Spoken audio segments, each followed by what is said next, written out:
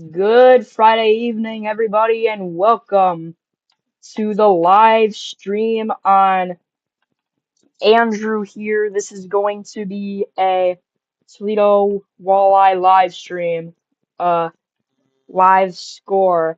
This is transferred from the Toledo Walleye live score channel. I can't live stream on there right now, but what I am going to do is just stream on my normal main channel from now on before my live streaming on that channel gets enabled. So, thank you and please enjoy this live stream. All right, I'm going to mute for a second and we will get started.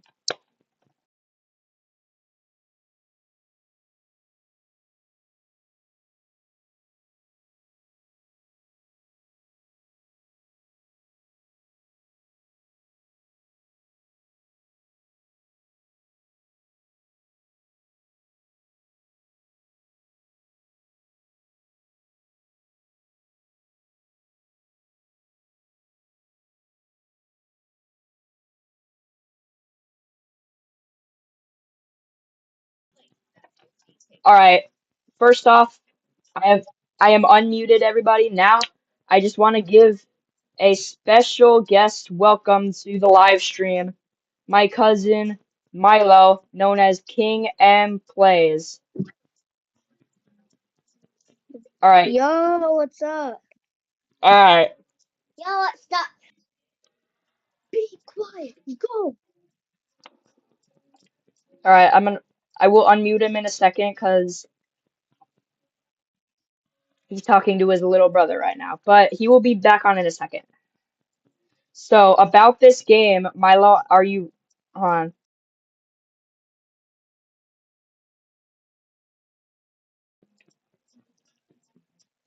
All right, we're gonna wait. Oh, okay. We're gonna wait another bit. Walleye live score starting in just a few minutes. This is Toledo Walleye live score channel on YouTube.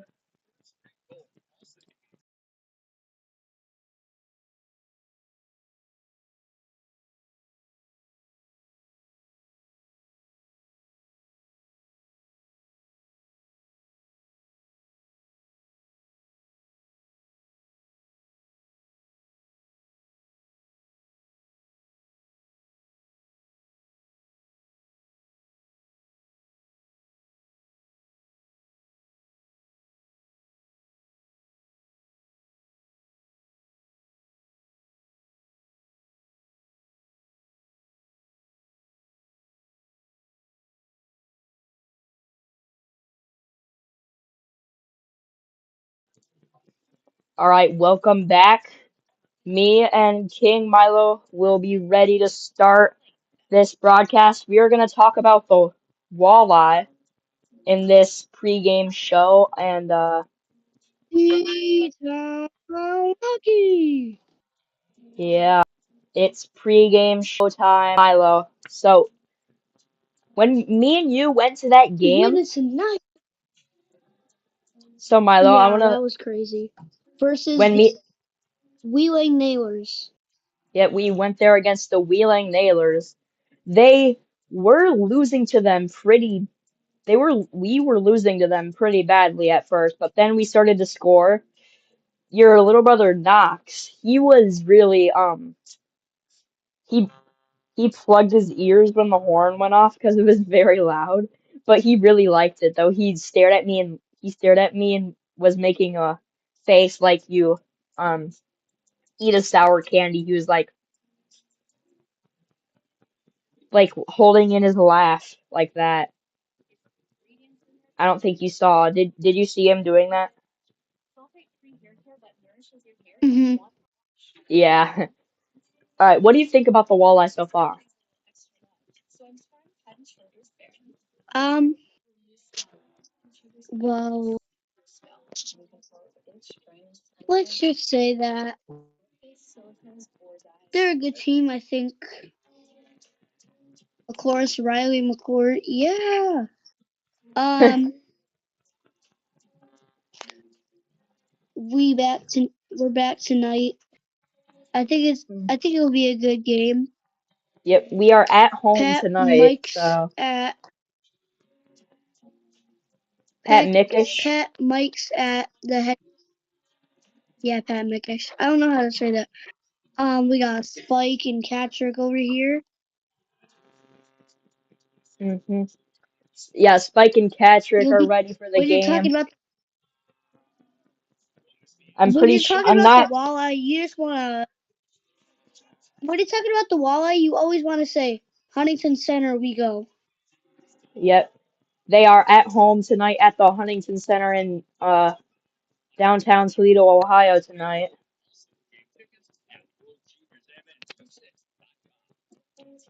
You can click that if you want.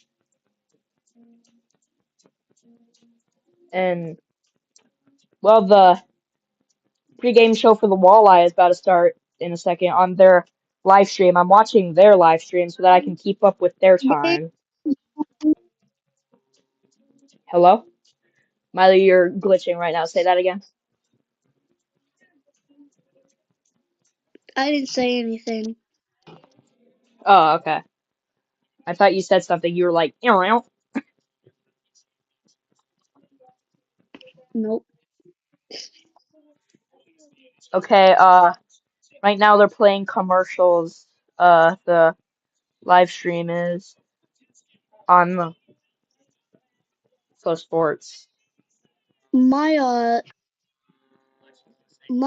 streaming device is at 23%. So I hope the You game might, starts soon. okay. What? I don't think so. Well, you might want to mute it just in case. Yeah, it's the stream is playing on the TV, so that way I could see the chat, maybe.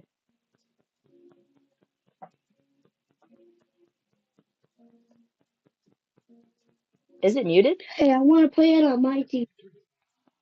I want to Oh, play it on my TV. okay.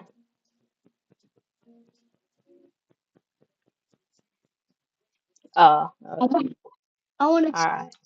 I really want to see it, and I Okay, bet it's gonna look cool.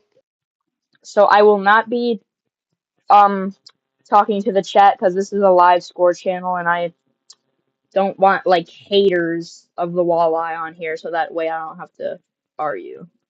Like they're like, I was better. I was better. I can. Yeah, like okay,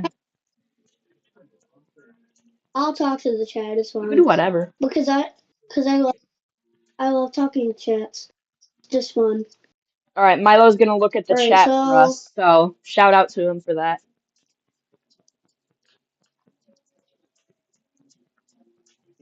first I have to put on the stream, but all I see on the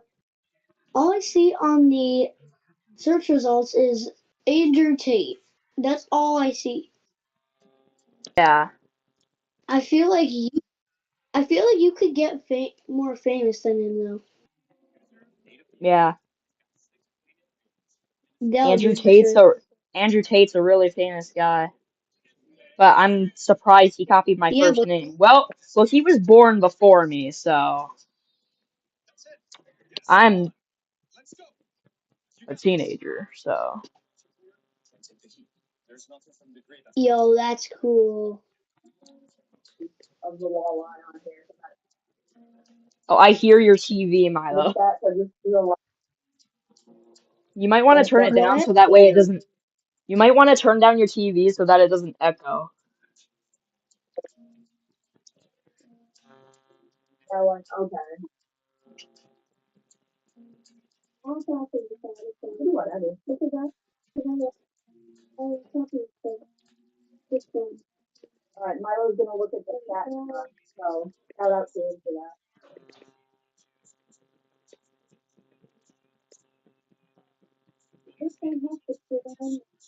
All right, fans, we are almost ready to start off Toledo Walleye Hockey. Um, The Flow Andrew, Sports broadcast is starting soon. No one's chatting right now. nobody's actually no. Yeah, no one's chatting. Probably because I. I have like 1,000 subscribers on my main channel. I don't know why no one's viewing it yet.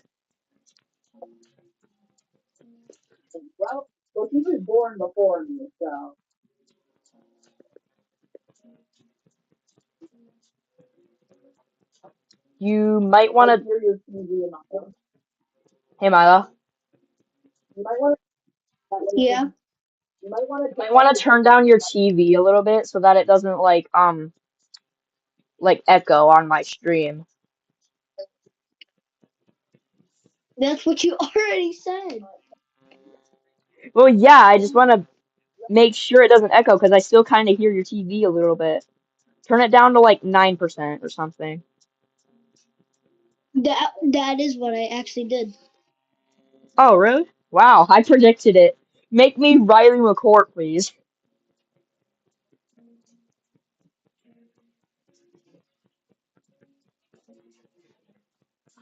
All right, so Milo, the Flow Sports broadcast is about to start on my tablet. So, last couple words before Walleye hockey starts. What do you think?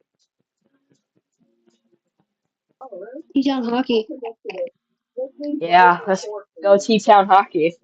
That's what Milo's excited for. He's excited for the T-Town hockey, and so am I. As we get started here in just a couple minutes. Toledo facing off against Iowa. Coming up next, this is the Toledo Walleye live score channel live on YouTube. There's literally one person watching the stream, and that's you.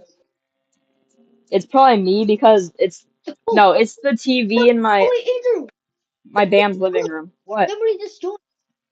Someone just joined? Somebody just joined your live stream. Yeah, I wish they could chat though. We'll probably see in a second.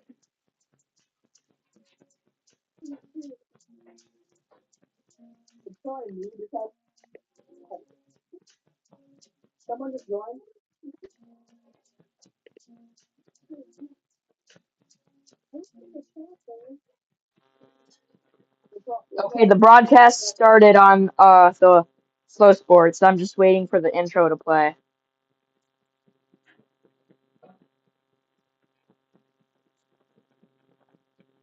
The intro might play here in a second. I'm just looking at my tablet, just waiting for its arrival, Milo. Oh, there it goes.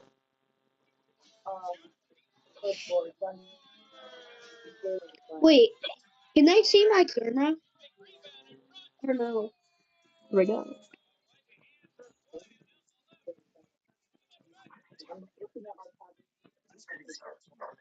Here we go. All right. So the broadcast is starting on my tablet. Oh, they're We have sponsoring to the wait a little Toledo bit. Mud Hens. That's pretty cool. Oh yeah. Okay, cool.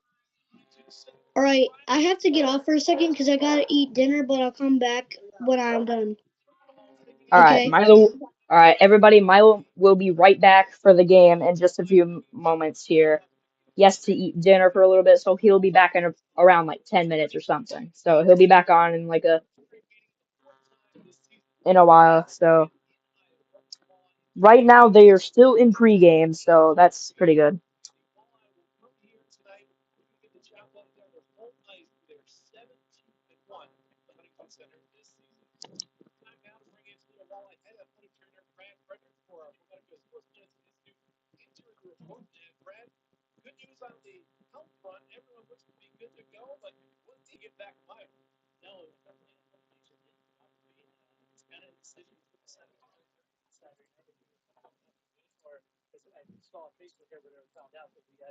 All right, we're gonna take a quick brief intermission here as the pregame is happening. I will start the broadcast in a little bit. And let me see if my hockey scoreboard works. I am going to test the scoreboard real quick. So,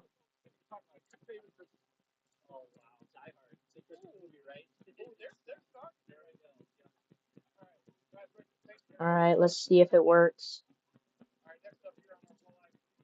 Okay, yeah, that's what happens if I add the point. And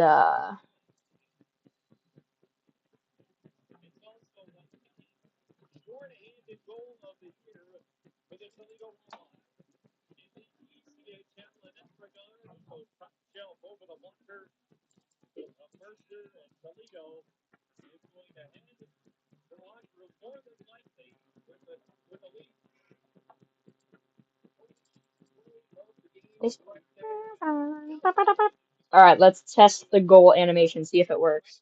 Oh, yep, it does. Okay. I'm gonna remove the exclamation mark so that way.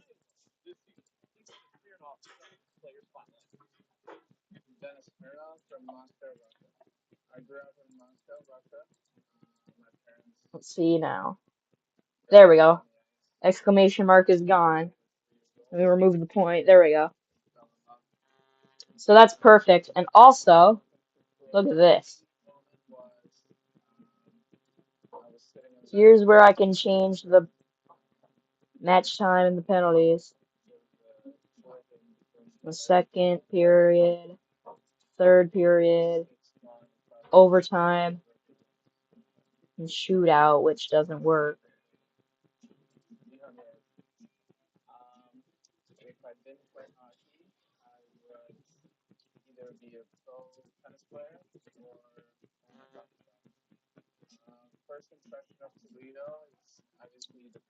Just want to see if my fireworks work. No, I don't have fireworks working yet. Let me fix that.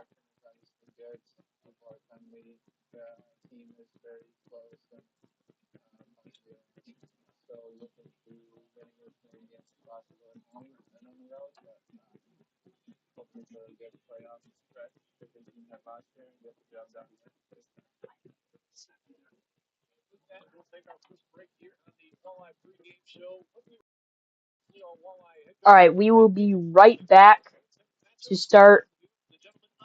Um, we'll be right back to start the broadcast here tonight. Walleye facing Iowa in just a few moments here. We'll be right back.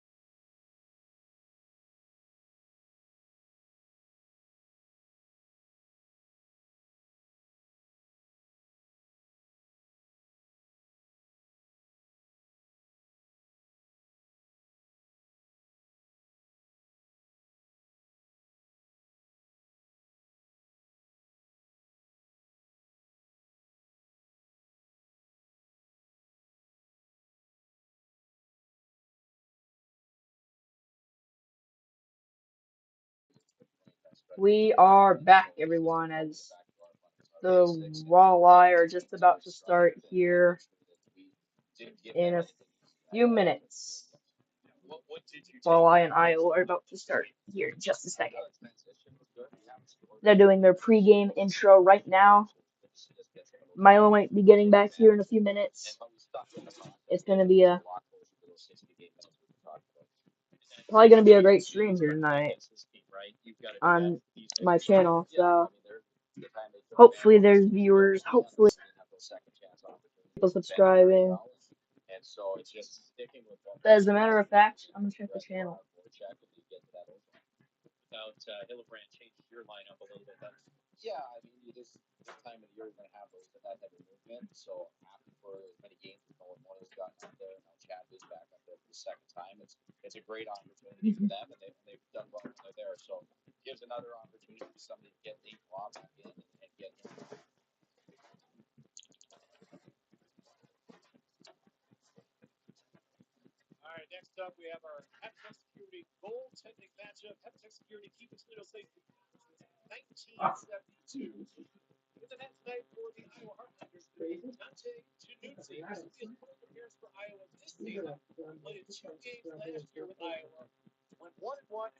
All right, we are going to start just a few minutes.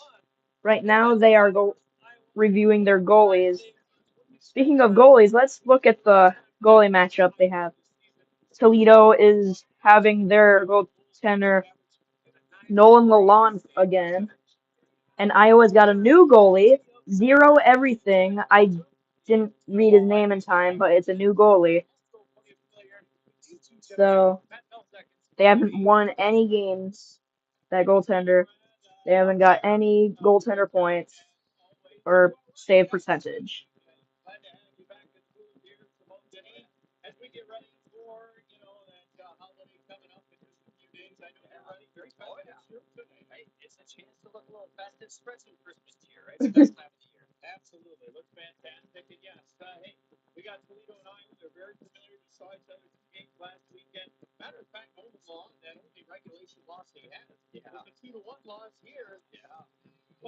All right, the horn is going off for Toledo, and they are doing the starting lineup, so we will begin in just a few minutes here. We will begin in about 4 minutes. We'll be right back.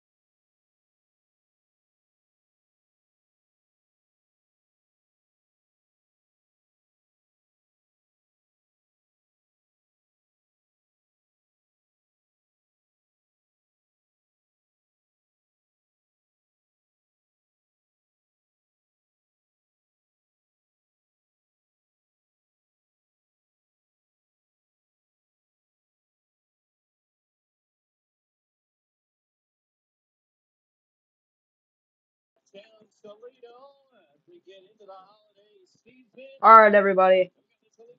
You have been waiting for this for about 10 minutes. Yes, the Walleye are about to start. They're 2 minutes late from puck drop. It probably happened already, so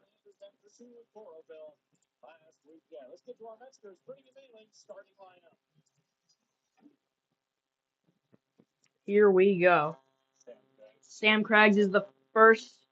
Here are the starting lineups. Sam Craggs, Brandon Hawkins, Nate Roy. Now defensemen Colin Sawyer, Dylan Moulton, and Nolan Lalonde as the goaltender, like we just said earlier. Now we're getting ready for tonight's game.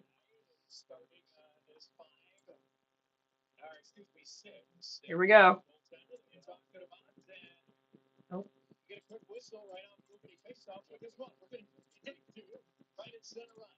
And here we go. We're underway already.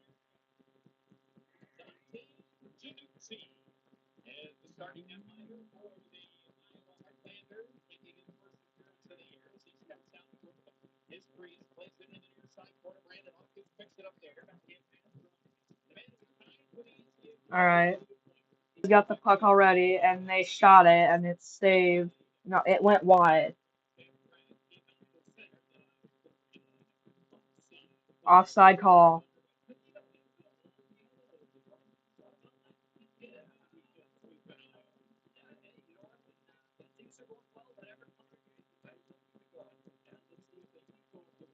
They're in the yellow jerseys tonight, so that's pretty cool.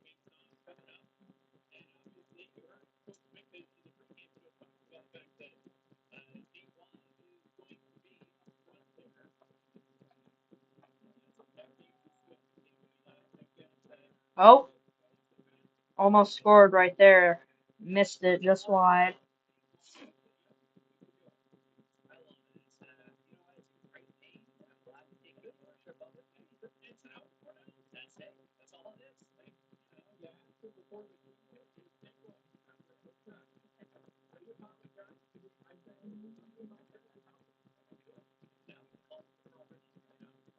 The clock on the Flow Sports stream is 10 seconds off, but it's still okay. It's okay. Well, I just shot and they didn't make it. Still, oh, just missed. While they're gonna still give a try, they'll fire and the goalie saves it.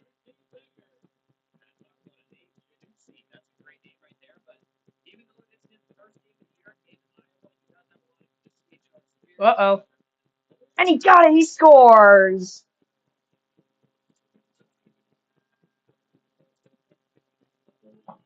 I don't know who that was. It was Smirnov. There's a fish on the ice.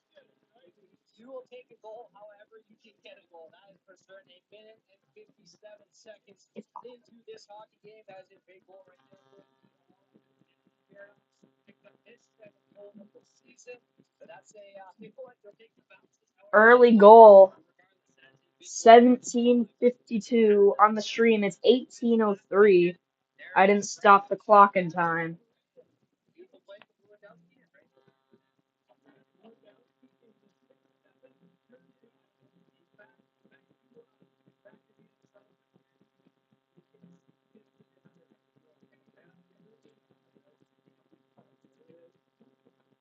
All right, back off the face-off. Walleye first goal, striking first.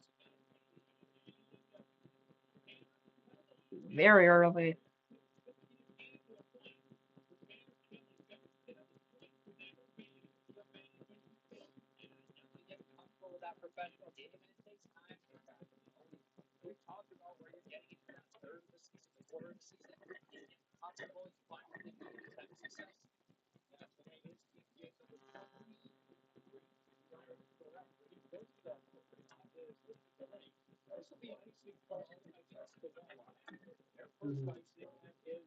They got an icing call.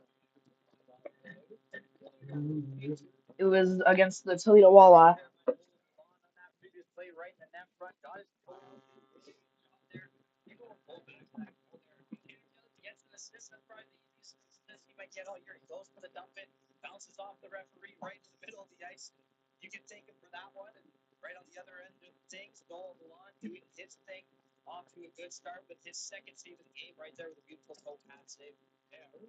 All right, we are back.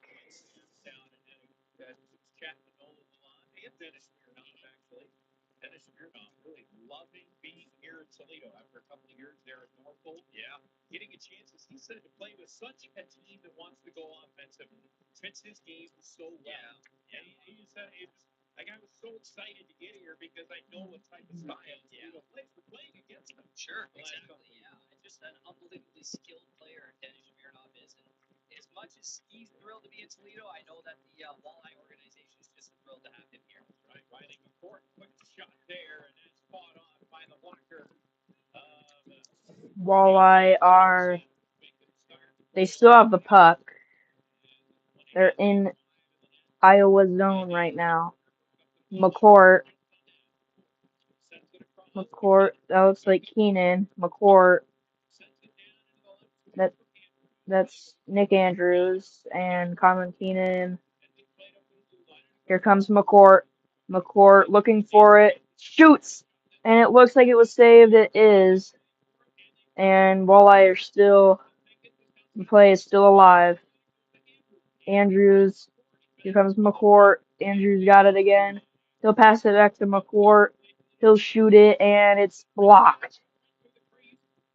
And it's cleared out into Toledo zone, but Pietola gets it back and shoots it into the Iowa zone. I can't really talk really well. So this is going to be pretty tough. I hope Milo calls in a second here.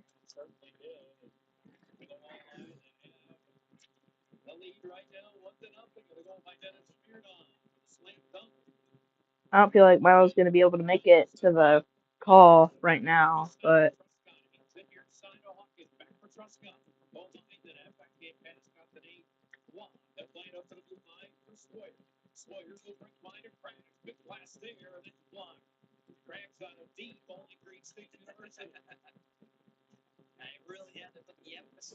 here comes Craggs from zone. I think Hawkins has it. Nope.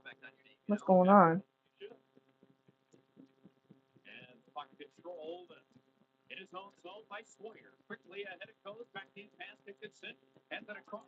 Dickinson will fire. Oh, I thought they scored. That was so close. It looks like it went in the net.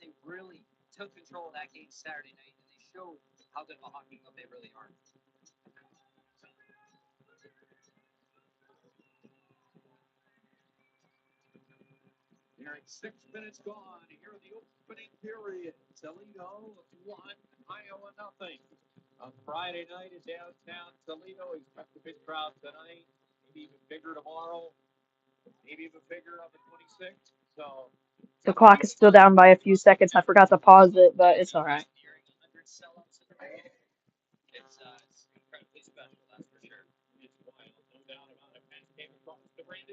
It's down by about 30 seconds, but it's fine.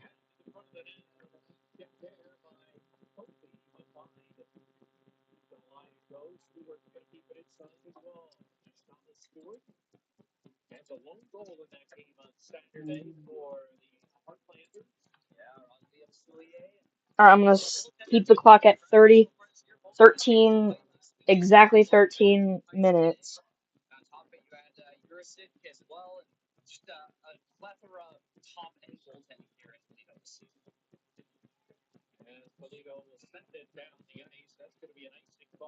And they got an icing call, so I'm gonna still keep it at 13 minutes.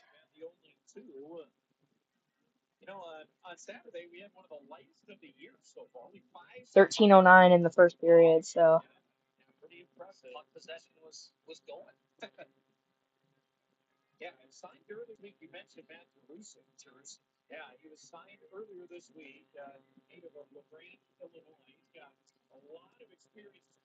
all right. 13:05.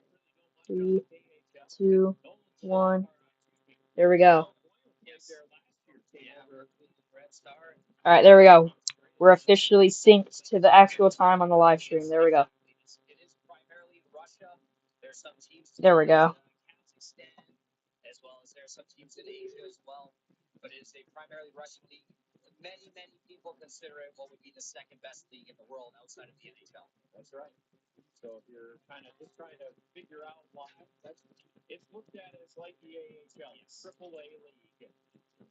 And Toledo takes it away. Looks like Craig's.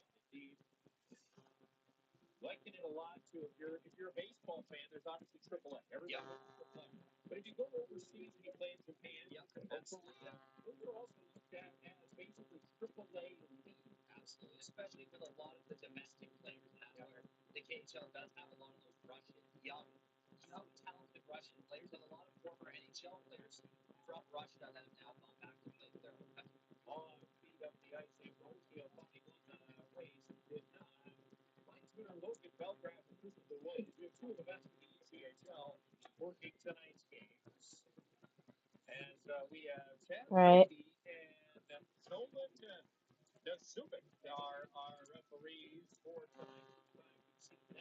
11:56 in the first period. I still disconnected from the time.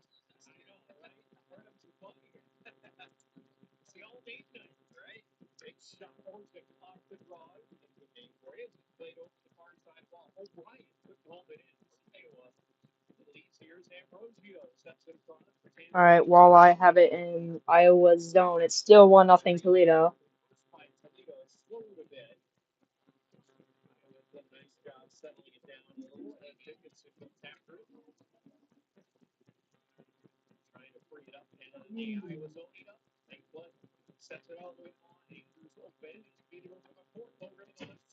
Uh-oh.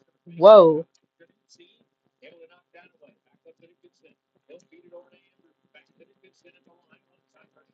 Nice shot, and but didn't score.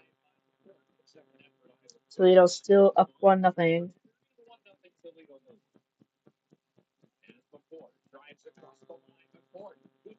Uh-oh. Oh, another close save. Oh, missed again.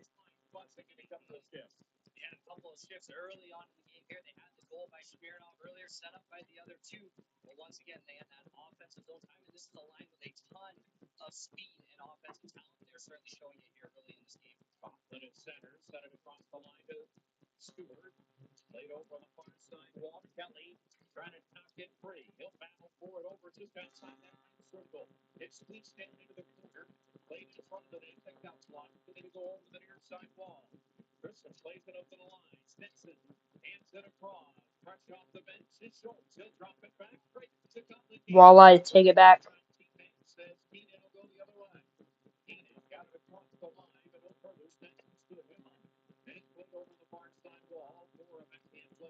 Oh,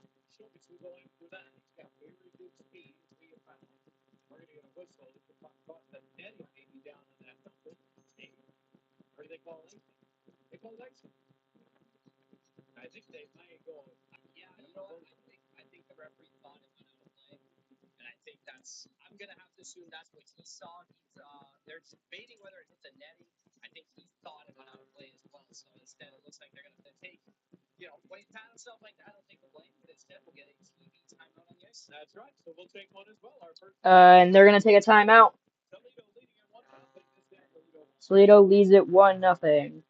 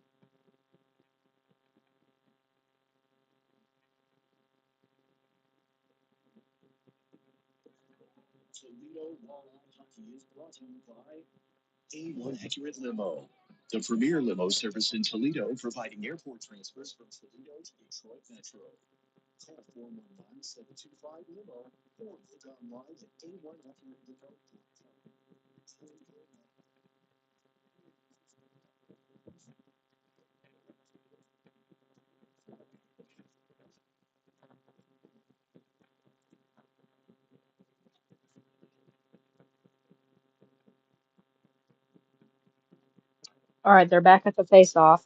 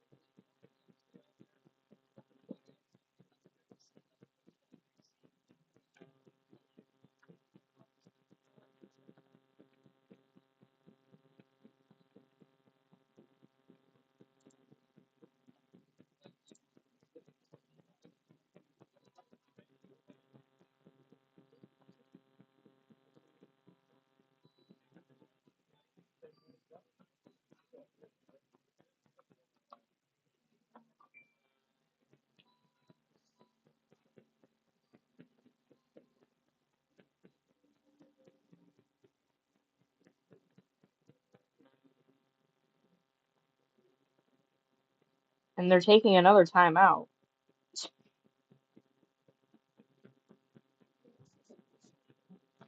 What? That's weird. Well, they're still winning by one. Well, there's a mascot matchup going on.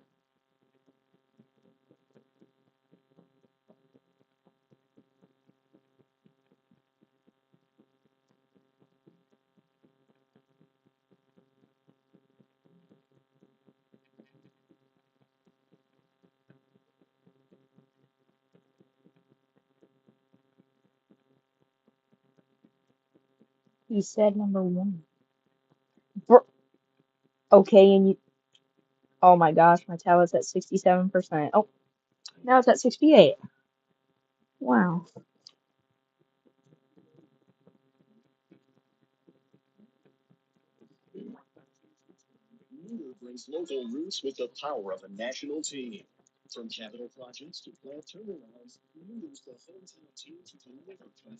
Yay.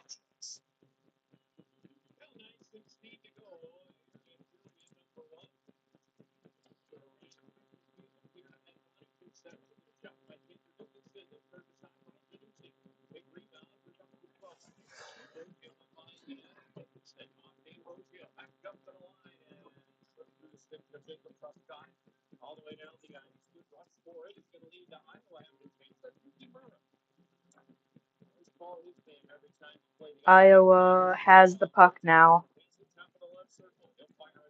They're shooting it. They're trying to block the shot.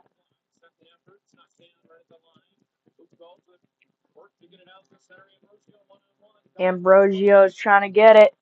Shot! And that didn't go into the net. Nick Andrews has it.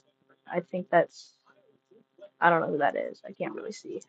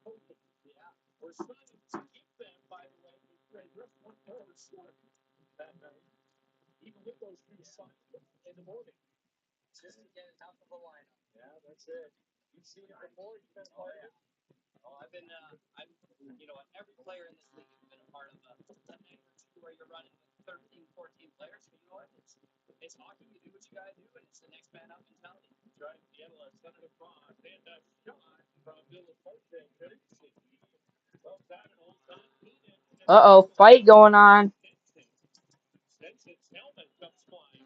Oh boy.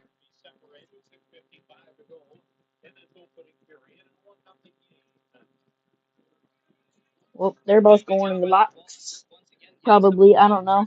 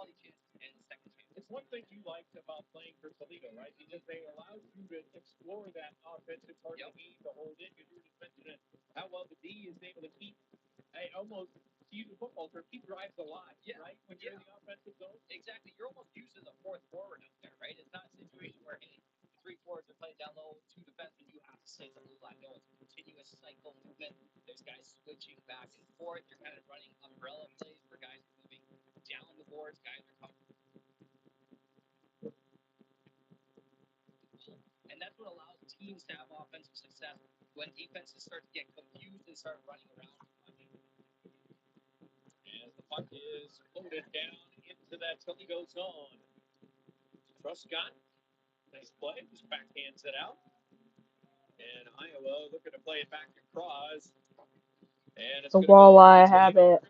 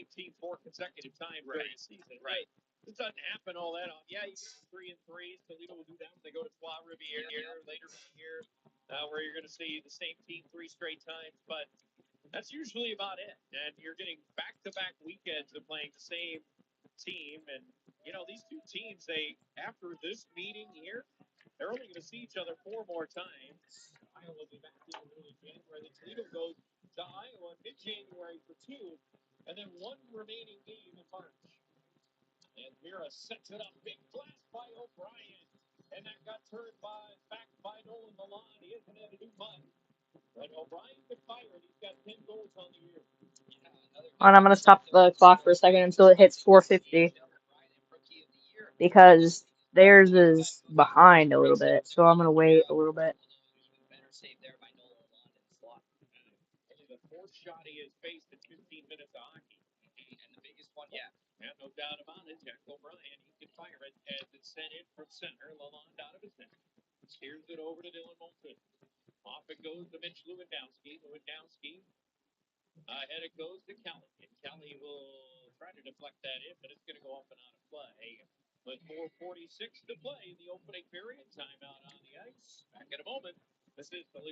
And they're taking a timeout. 4:46. So I didn't start the clock there, but there we go. 4:46 left in the first period. They will be right back. Walleye are still up 1-0.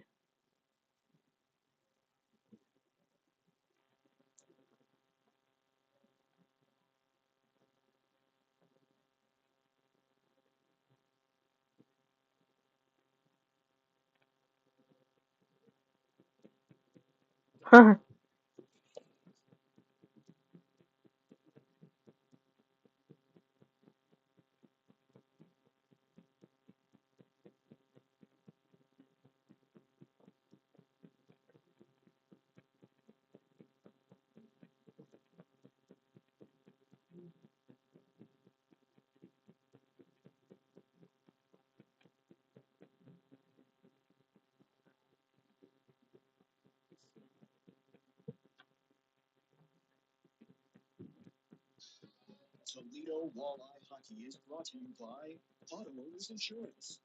We don't expect you to know insurance terms like you know hockey. That's why Autoowners Insurance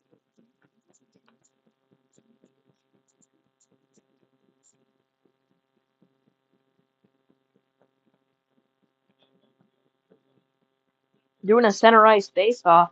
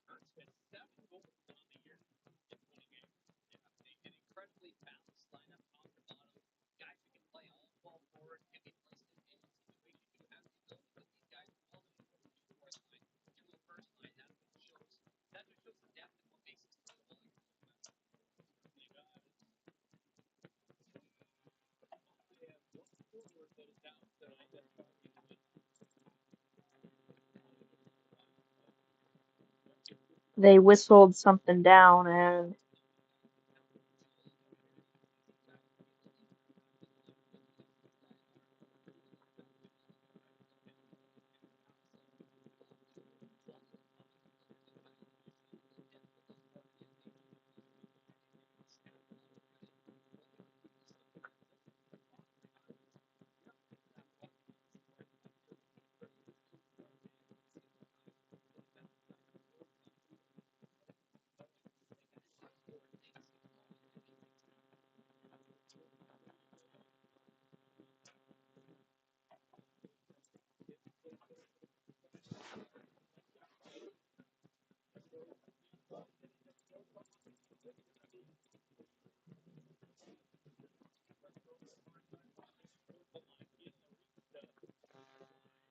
alright, Iowa has it.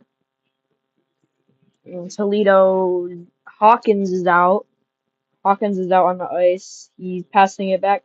He'll shoot it. Oh, misses.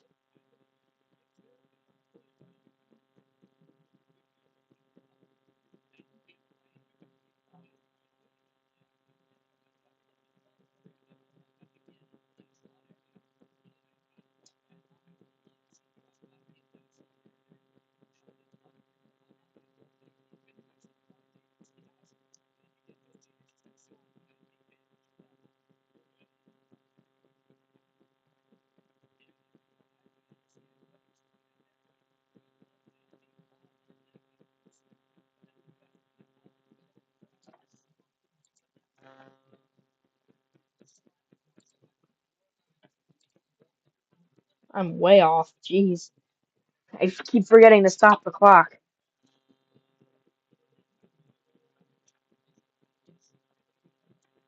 It's probably them. Whoever controls the clock over there. They just stopped the clock. I don't know what happened. And Toledo's getting a penalty. First time.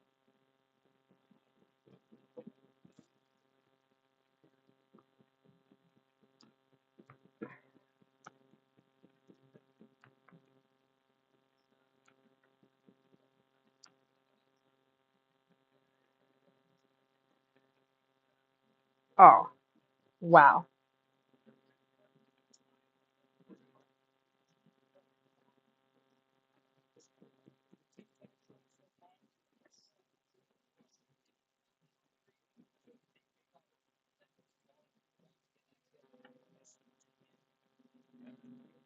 Iowa might score here and oh, nope, blocked.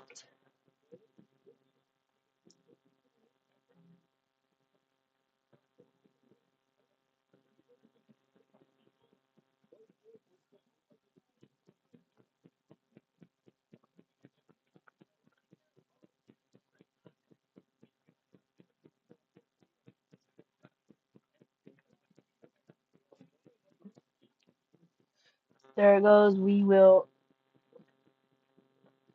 Iowa has it. They'll shoot. Oh, almost. They almost scored. I was looking for another shot. Almost 1 minute remaining in the power play for Iowa.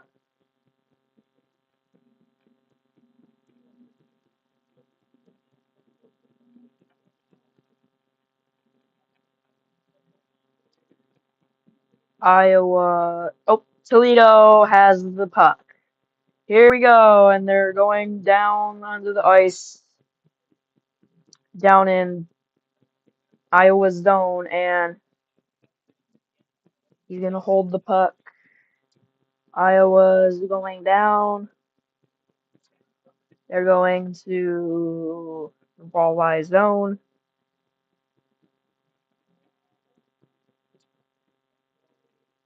1:10 to go in the first period. 15 seconds to go in the power play for Iowa.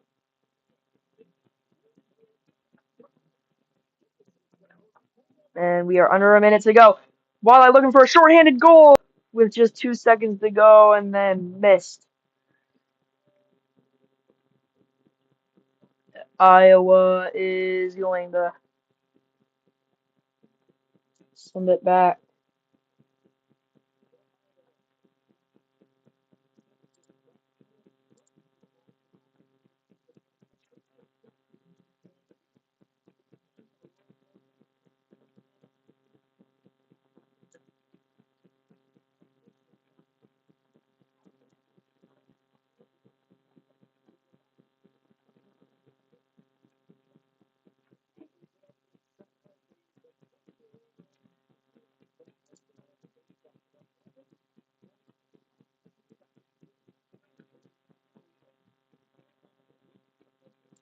They still got 11 seconds left in the first period.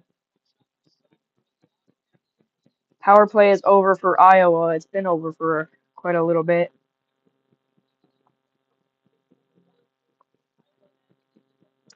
And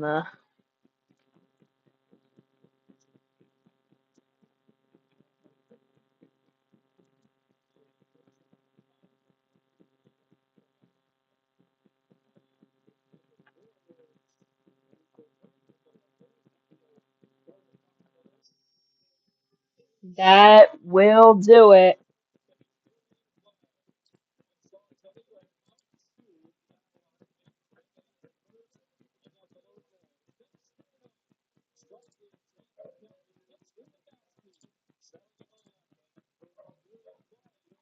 All right, there we go.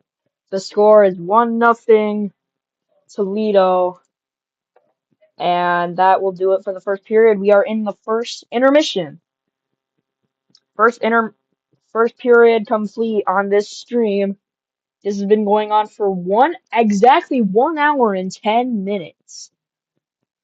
Yeah, and it's 1-0 Toledo. Toledo's winning up by one with the first 20 minutes of play gone. Well, I will be right back.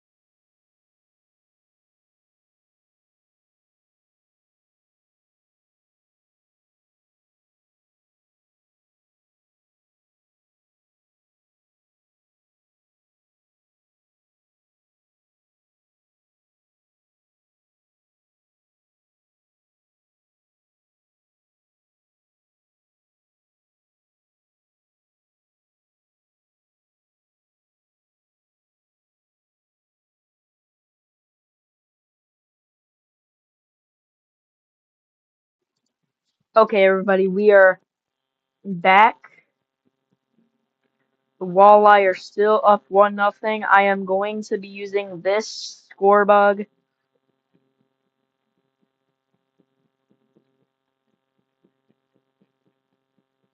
for right now. Hold on.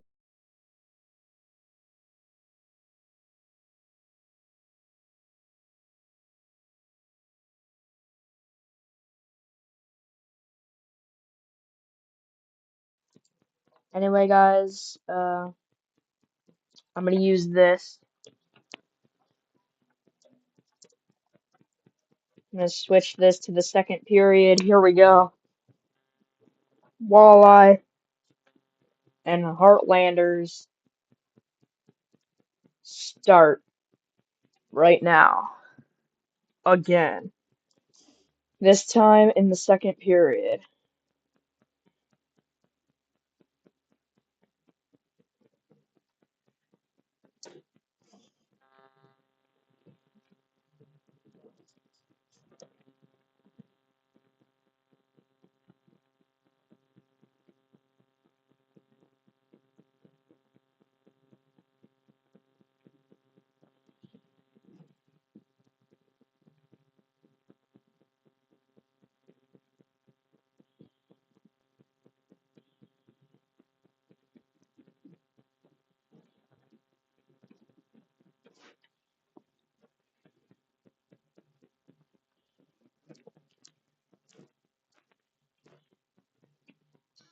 First intermission highlights brought to you by Yark. Yark Automotive Group is proud to call Toledo home and support our Toledo Walleye. Go to the brandnewYarkAuto.com to shop over 2,000 vehicles and get the best deals protected by our 110% cross-section guarantee.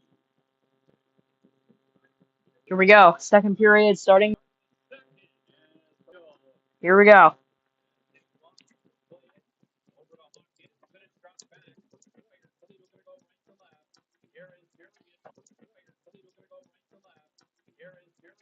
Here we go. Here we go.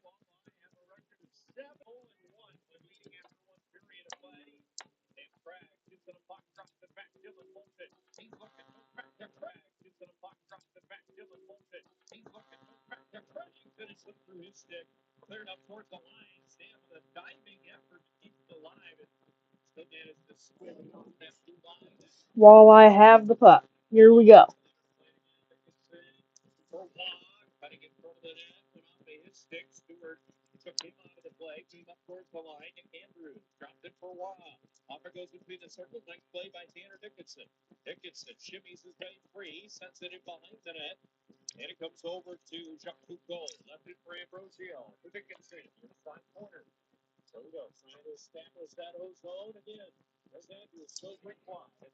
Here comes the Walleye. They're switching sides. Nick Andrews looks like he missed that.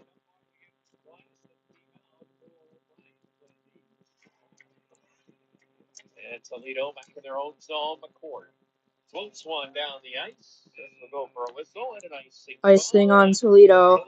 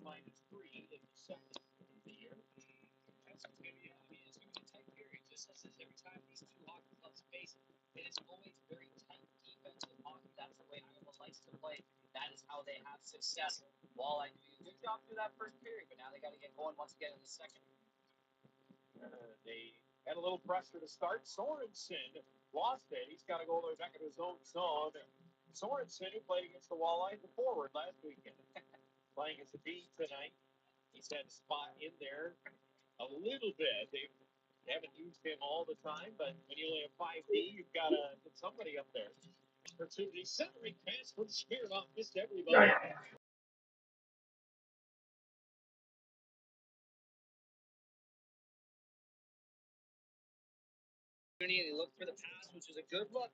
But when you get chances by the front of the net there, you got to take advantage and start shooting that puck. Clear out by Iowa. Looks like that'll slide the length, and we'll get another to lead to a face-off. Yeah, big face-off opportunity in the offensive zone through the first period. Iowa was in favor of the face-offs 11-6. So kind of a big number there. I'm sure they've kind of telling their centers to start bearing down on those draws once again. And when you're talking about face-offs, it's a group effort there. It takes all three forwards. It takes the defenseman well. When you win a faceoff, if the centerman wins it clean, but an Iowa player still jumps off the board, that counts as an Iowa faceoff win, no matter where the centerman actually won it. So it takes all five guys on the ice to be a part of those faceoff battles. Off the draw, the puck will slide behind the net. Stenson. High flip out. That's going to slide down. Boy, good effort put in there, and that was Luke Mobley. Ended up winning the race on Dylan Bolton to nullify the icing. Toledo comes up with it anyhow as Tanner Kelly's pass was blocked up to Wadowski. He'll scoop it up, and he's going to find Kelly. Racing out to center. That's Smirnoff behind him. Kelly puts on the brakes, drops it for Smirnoff. Going in behind the net. Heels back into the corner. Backhand pass towards the front of the net. Lock came free. Quick shot by Conlantina, fresh off the bench. And Januzzi with a nice save there. Yeah, good job by Conlantina to be able to come in, grab that quick bouncing puck there, and absolutely rip a shot. But like you said, very good save there by Januzzi to keep this as a one-goal hockey game. And the puck floated the length again. Another icing call against the Iowa Heartlanders. And that'll bring a face-off back And again. icing call against Iowa right now. I'm gonna check something real quick. Yeah, so far in this period, Toledo doing a good job of getting some offensive chances here. We saw the last shot by Keenan, but what it's doing is it's forcing Iowa to chip that puck out of the zone. They're not able to get those breakout rushes. They're not able to make those quick puck decisions. Instead, they're flipping that puck down, and that's why we've seen so many icings here just 3.5 minutes into this second period. And Will Hillman on the draw. He wins it at the line of goal. Over to Andrews. Left it for third. Still fire that shot. He missed it wide. Boy, we know he can rip it. He'll get another look. Big blast. And again, put it off the back wall. Boy, two in a row. One with a wrist shot and one with a slap shot. Now he's got to back up defensively as Mobley threw it in front. And it was right for a tap-in goal by Keenan Stewart to tie the game at 1. Man, you talk about a shift there. Luke Mobley, what a shift there. He started with the original one where he outraced Dylan Moulton for that icing earlier in his shift there, but he comes back to the second effort there. What a great job as he's moving down. You're going to see right here, he picks up the puck. He's in that kind of battle with Anderson. He uses enough speed where you can see that delayed penalty come there. But what happens is you're going to see Jordan Ernst here, 34. He ends up coming off to that short side as well, where instead at the back door there, Keenan Stewart is waiting. And even though I think it almost was if that was a full shot that came there off the stick of Mobley, it's easier for Lalonde to deflect it, but because Iowa just scored. penalty I call didn't there, he look. only got a little bit of a piece of it, which Well, landed they right on scored. the stick. But nonetheless, it does give Iowa a 1-1 tie now here, partway through second period. And changes the way the game goes. This reminds you a little bit of the first meeting where Iowa hung around, didn't get a lot, but then they got a goal. And Toledo's dominated the start of the second. Iowa gets an opportunity, sends it back to the net. Yeah, and Coach talked about in the pregame show when we had a chance to speak with Coach Mikish out there. Iowa really lives on that transition. All it takes is one little mistake by Toledo in a period so far where it had been icing after icing because Toledo has some offensive zone time. You get one little race there, and then Mobley is able to get on that rush. If it wasn't a goal, it was going to be a power play for Iowa. So you give them credit because they were able to make things happen there. Instead, it ends up able to back the net, and now you're sitting here with a 1-1 hockey game. Toledo comes in 30th in the league, averaging only 8.4 penalty minutes per game. Icing call off the draw on Iowa. Yeah, they're dead last. Iowa didn't take a lot either. They're at 11.2 minutes per game. So neither one, bottom third, both teams in the power play, or excuse me, the penalty minute department.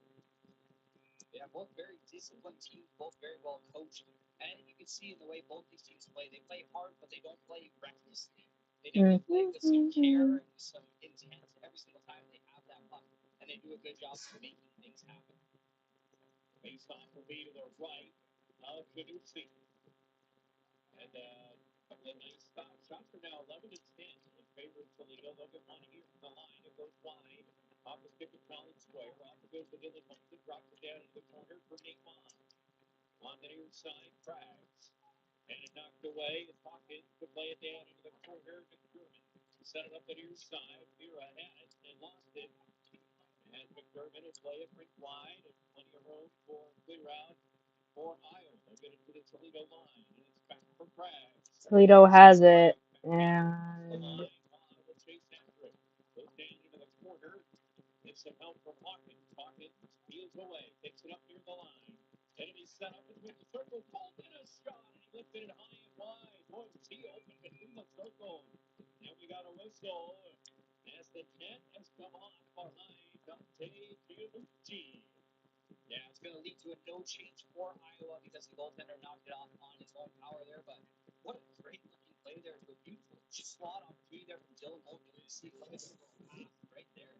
Great job, Dylan Moulton, with that nice chance there. But Janucci cuts down the angle. The shot gets up over the net there. You're going to see on the rebound, and that's where the net pops off, which does not allow Iowa to change. So once again, now you have the Iowa group, Fred Walleye group, able to hopefully take advantage here 5 minutes into the second.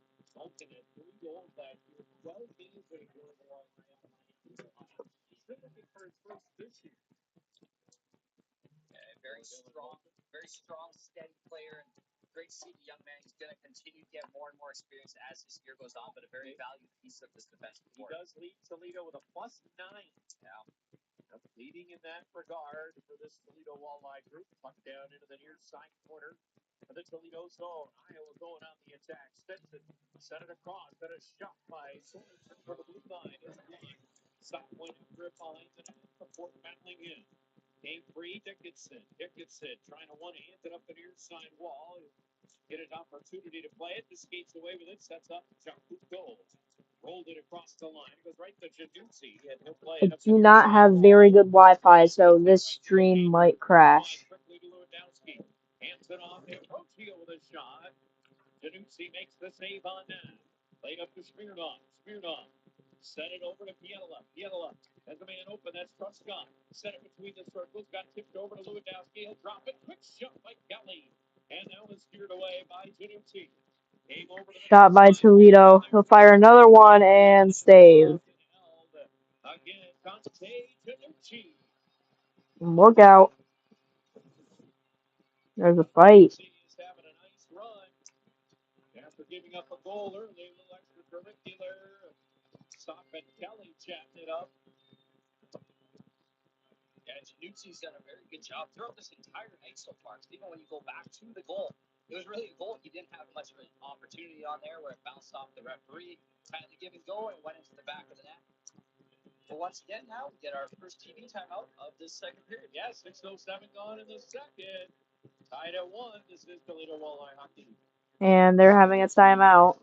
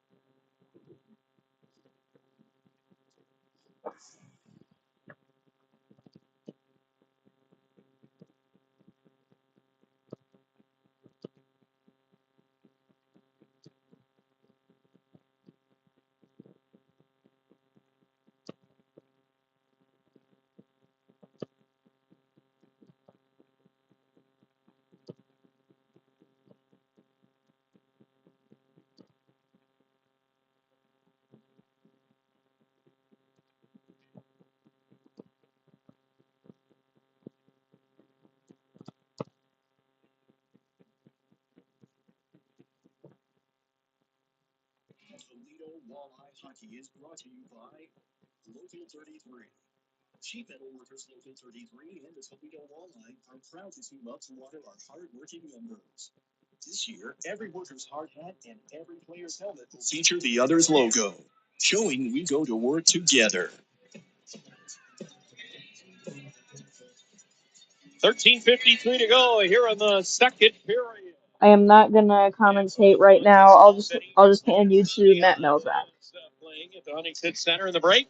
Getting the fans riled up. Oh yeah, why wouldn't they? I'm glad you knew that one. You know what? I'll take that one because that's not exactly the most popular one on my playlist either. So No, I'm sure. Puck up to the line, and it's kept in by Sawyer. Put it behind the net to Kelly. Off to Smirnoff. Up to the line, and it got through the stick of Dylan Moulton all the way down the ice. Oh, no, Lalonde has to play it. And Smirnoff will wind up. He'll play it in right to the side of the net. Januzzi leaves that, and it's played off to Lewandowski. Sets it to the line. Sawyer with the intercept. Off to Moulton. To Sawyer. Over it goes to Lewandowski. Back to Sawyer. Sawyer hands it off to Moulton. Moulton with a shot that got through. Ooh. Januzzi kicked that out. Back the other way it goes for Iowa. Kothi gets it across the line. Look for a return feed from Patterson. That got knocked away. And no slide down into the corner where Sawyer will play it. Colin Sawyer up for Keenan.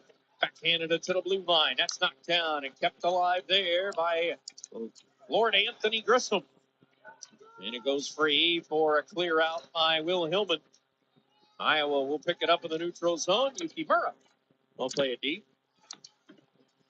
And he's got a chance to play it. Moulton, though, will swipe it up the near side wall, and it turns to play it out. Hillman's going to pick it up in the neutral zone. He slides across the line, but got bumped enough by McGuire.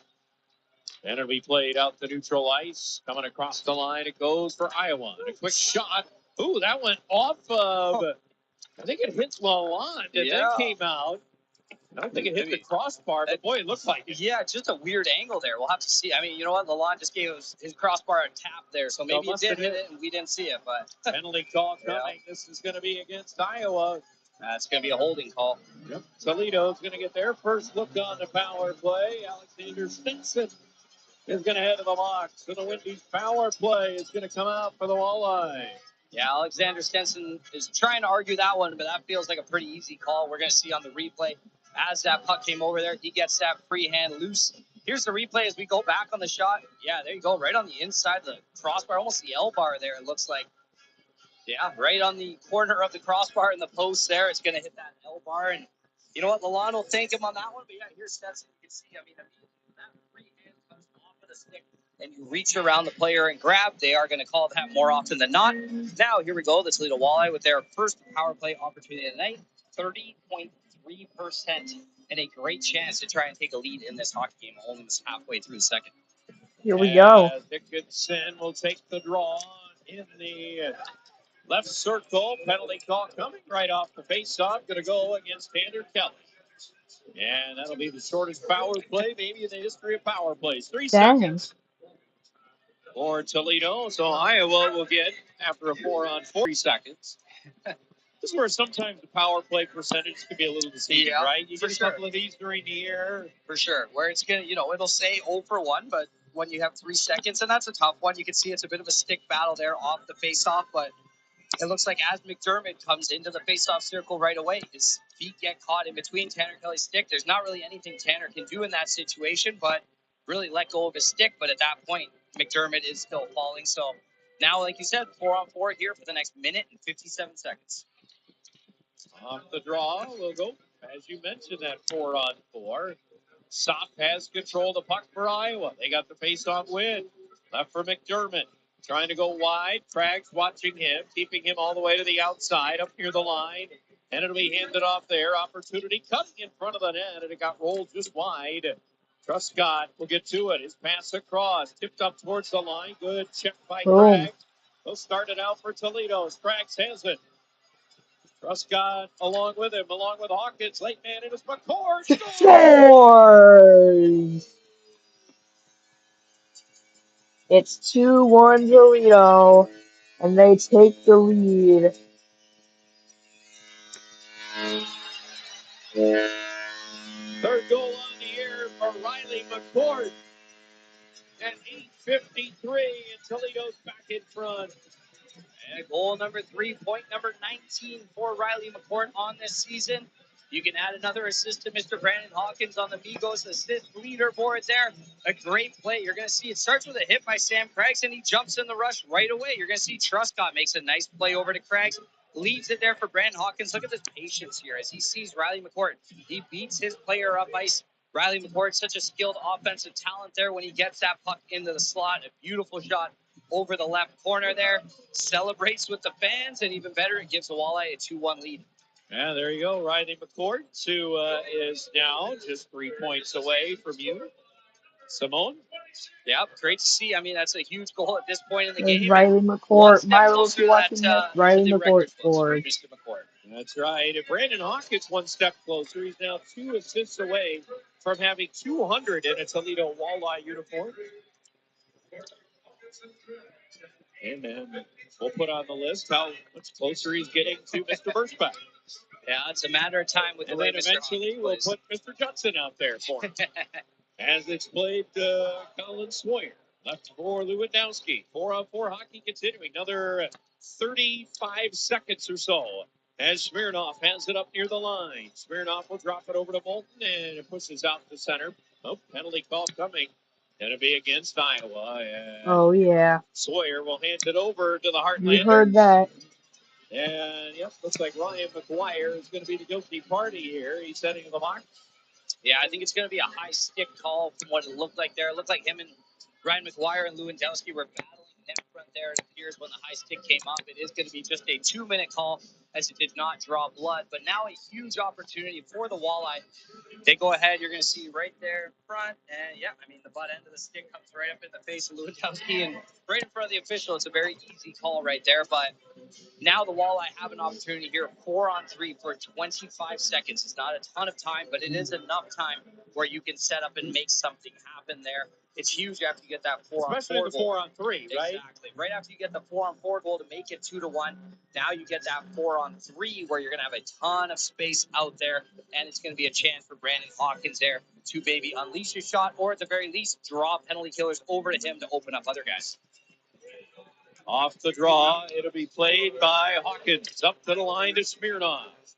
Smirnov has McCord. Over to Hawkins, one-timer, and he got a lot on it, but it went a little high on him. Yeah, that's the play you want right there in a 4-on-3. You'll take that grade A opportunity every single time. He misses it just wide. Now we're looking at about 3 seconds here before we are going to end up playing 5-on-4 here for about 1:30. Yeah, McCord hit from behind by Stenson. Just came out of the box. And that'll allow Iowa to send it. Tanner Kelly will pick it up as the Windies power play gets underway. Hawkins riding through the neutral zone, and that little extra move put Kelly offside. And it'll be whistled now with 9:28 to go here in period number 2. Yeah, it looked like on that one there, Brandon Hawkins actually wanted to drop that pass back to McCourt on that breakout there, and I think the puck ended up just bouncing over his stick. But a big opportunity for the Walleye group here, 1:16, their first power play opportunity, even though it read 0 for 1 was just a quick 3 seconds. Now they're going to get about 1:15 still to go here. This is the number one power play unit in the league, collecting at 30% on the season. And against Iowa, though, they're just 1 for 8 so far with a man advantage. As Sawyer has it.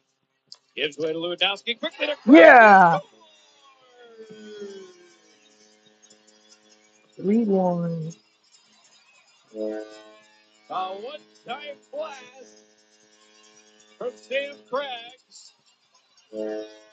Second goal on the year. Power play strike. And Toledo's up by 2. All the number one power play in the league adds on to its tally there. That's a big goal there and a huge goal. I think we've seen that play maybe once or twice before with a little bump from Lewandowski right to Craigs in the slot.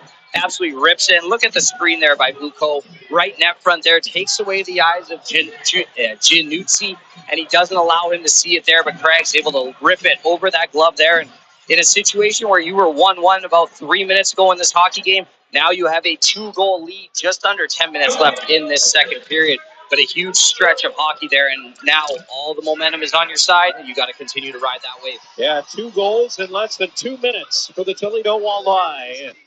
As Biella goes to play it back in his own zone. One in that 4-on-4, then the subsequent power play for the Walleye. And since Iowa tied it, Toledo's out shooting the Heartlanders 5-1.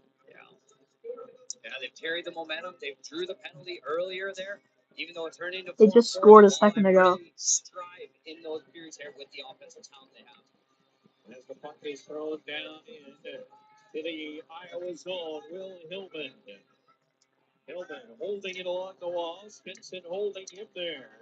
Hillman trying to just keep it alive. They're digging away at it. Puck is down in that corner and freed up. It's going to come all the way up to the line. Another sellout crowd here tonight. And Will Hillman going after Stinson. Hillman's lost the helmet. He's going to get a penalty call for continuing to play. Orzik has come over to grab it. Hillman's going to plead his case. This is all behind the play. I didn't see it. I don't know if you did. Yeah. Hillman ended up without a helmet. It looked like him and Yeah, I have. it looked like, I mean, behind the play there, it looked like him and Orzik were tangled up in the corner there, just kind of in a bit of a wrestling match. Orzik grabbed Hillman by the It's head probably there, was buffering pulled his way too helmet off. much. But I guess we're going to have to see as we, It's probably because of the maybe this will give us a Wi-Fi better angle or here. maybe the weather. I Yeah, don't there know. it is. Yeah, I mean, Hillman wasn't Because happy with the on start. It my was Stenson there computer, it instead, still but says Hillman it's didn't like it. streaming. He wanted to go after him there, but the problem is when that helmet does come off, it ends up being an automatic penalty instead. Timeout on the ice. We'll talk more about it when we come back. Toledo up 3-1. This is Toledo Walleye Hockey.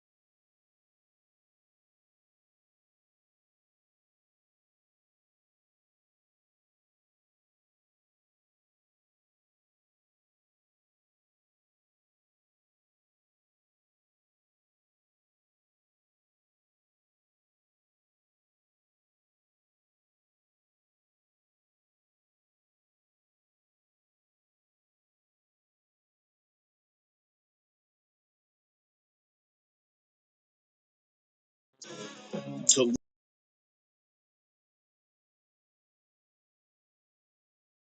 will be your home for all things hockey, including live streams of every game. Go to flowhockey.tv or download the Flow Sports app on iOS or Android, Apple TV, Amazon Fire TV, Roku, or Chromecast. Faced off will be to the left of goaltender Nolan Lalonde. The penalty call went against Will Hillman. Of course, Hillman will sit in the box for the next 2 minutes.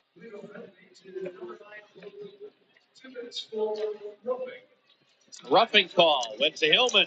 Set up right in front of the net, and a try. Lalonde may have gotten a piece of that. As it's set up left circle, pass across, picked off. Nate Waugh with the intercept, then he'll fire it all the way down. Yeah, great job there by Nate Waugh. Once again, Hillebrand gets the call up. Another guy who's on the penalty kill. Waugh gets inserted in the lineup, and now he gets an opportunity on the penalty kill. He did a great job on the one earlier in the game. Great play there through the seam pass. As Iowa's got a chance to get back into the game here with a man advantage. As it's played over on the far side wall. And set up into the right circle. It goes, bounced in front, and it's cleared all the way up to the line. Orzik will hold it in. As it goes over towards Sopp, knocked away, and out to center ice it goes. Nice play by Colin Sawyer. He'll get to the bench. And Jacob Truscott comes out. Jumps right back into the defensive zone quickly as Toledo's got it. Lewandowski off for Kelly. And Kelly will just float it down the ice. Toledo will go on the line change.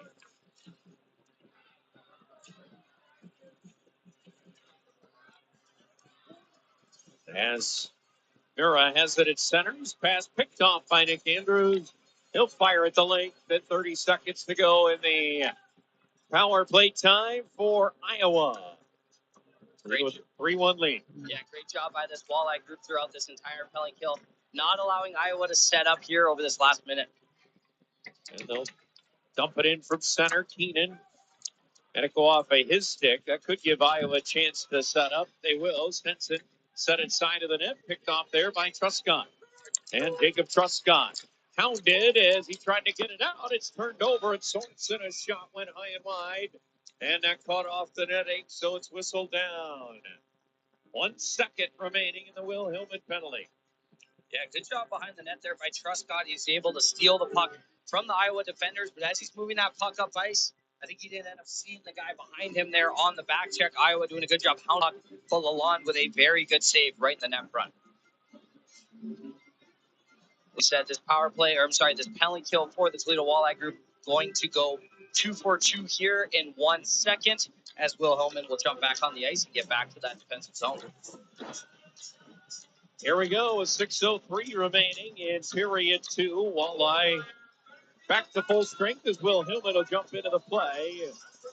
And Iowa is officially now 0 for 2 with the man advantage. As they've got it, though, still inside that Toledo zone. Heartlanders set it up to the line. Stewart a shot. It was tipped off of Sawyer in front, went wide.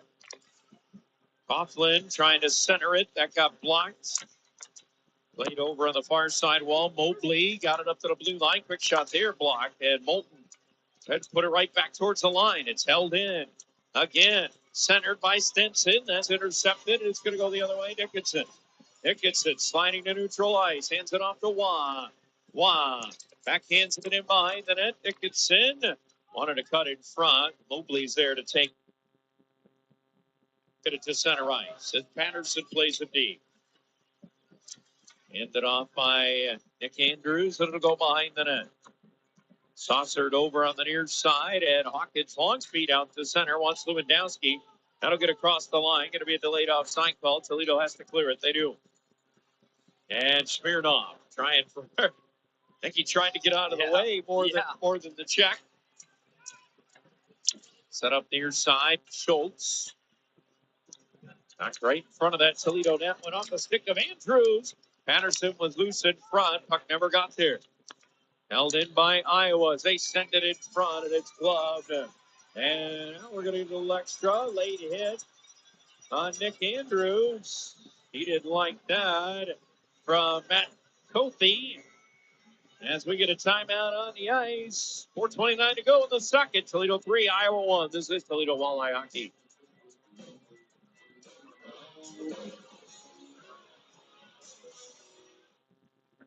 Taking a timeout.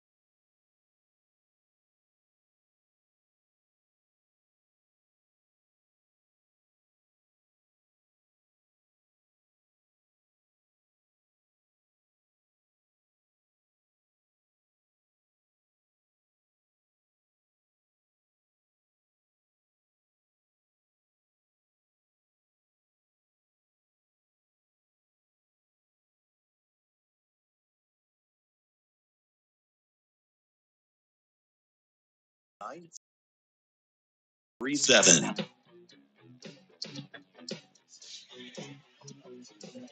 Now face off in the offensive zone. Why? Because there's a penalty, a roughing call going against Kofi. So Toledo going to go to the man advantage. They're 1 for 2 on the Wendy's power play. Dennis Smirnoff kicks it down at the blue line to keep it inside the zone. McDermott's going to get to it. He's got plenty of room to send it down and will.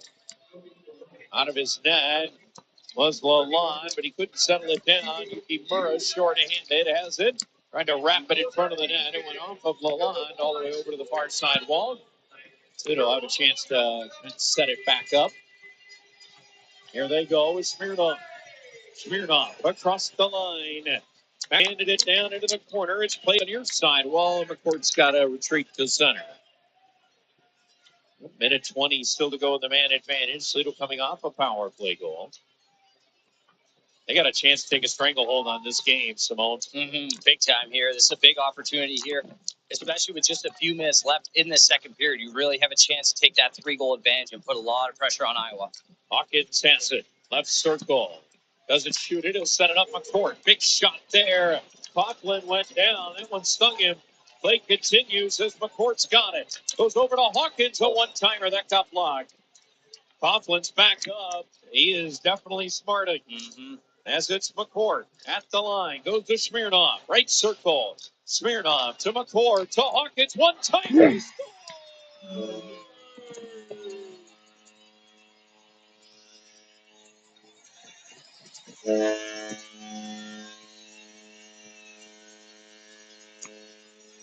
Januzzi got some of it, but not all of it.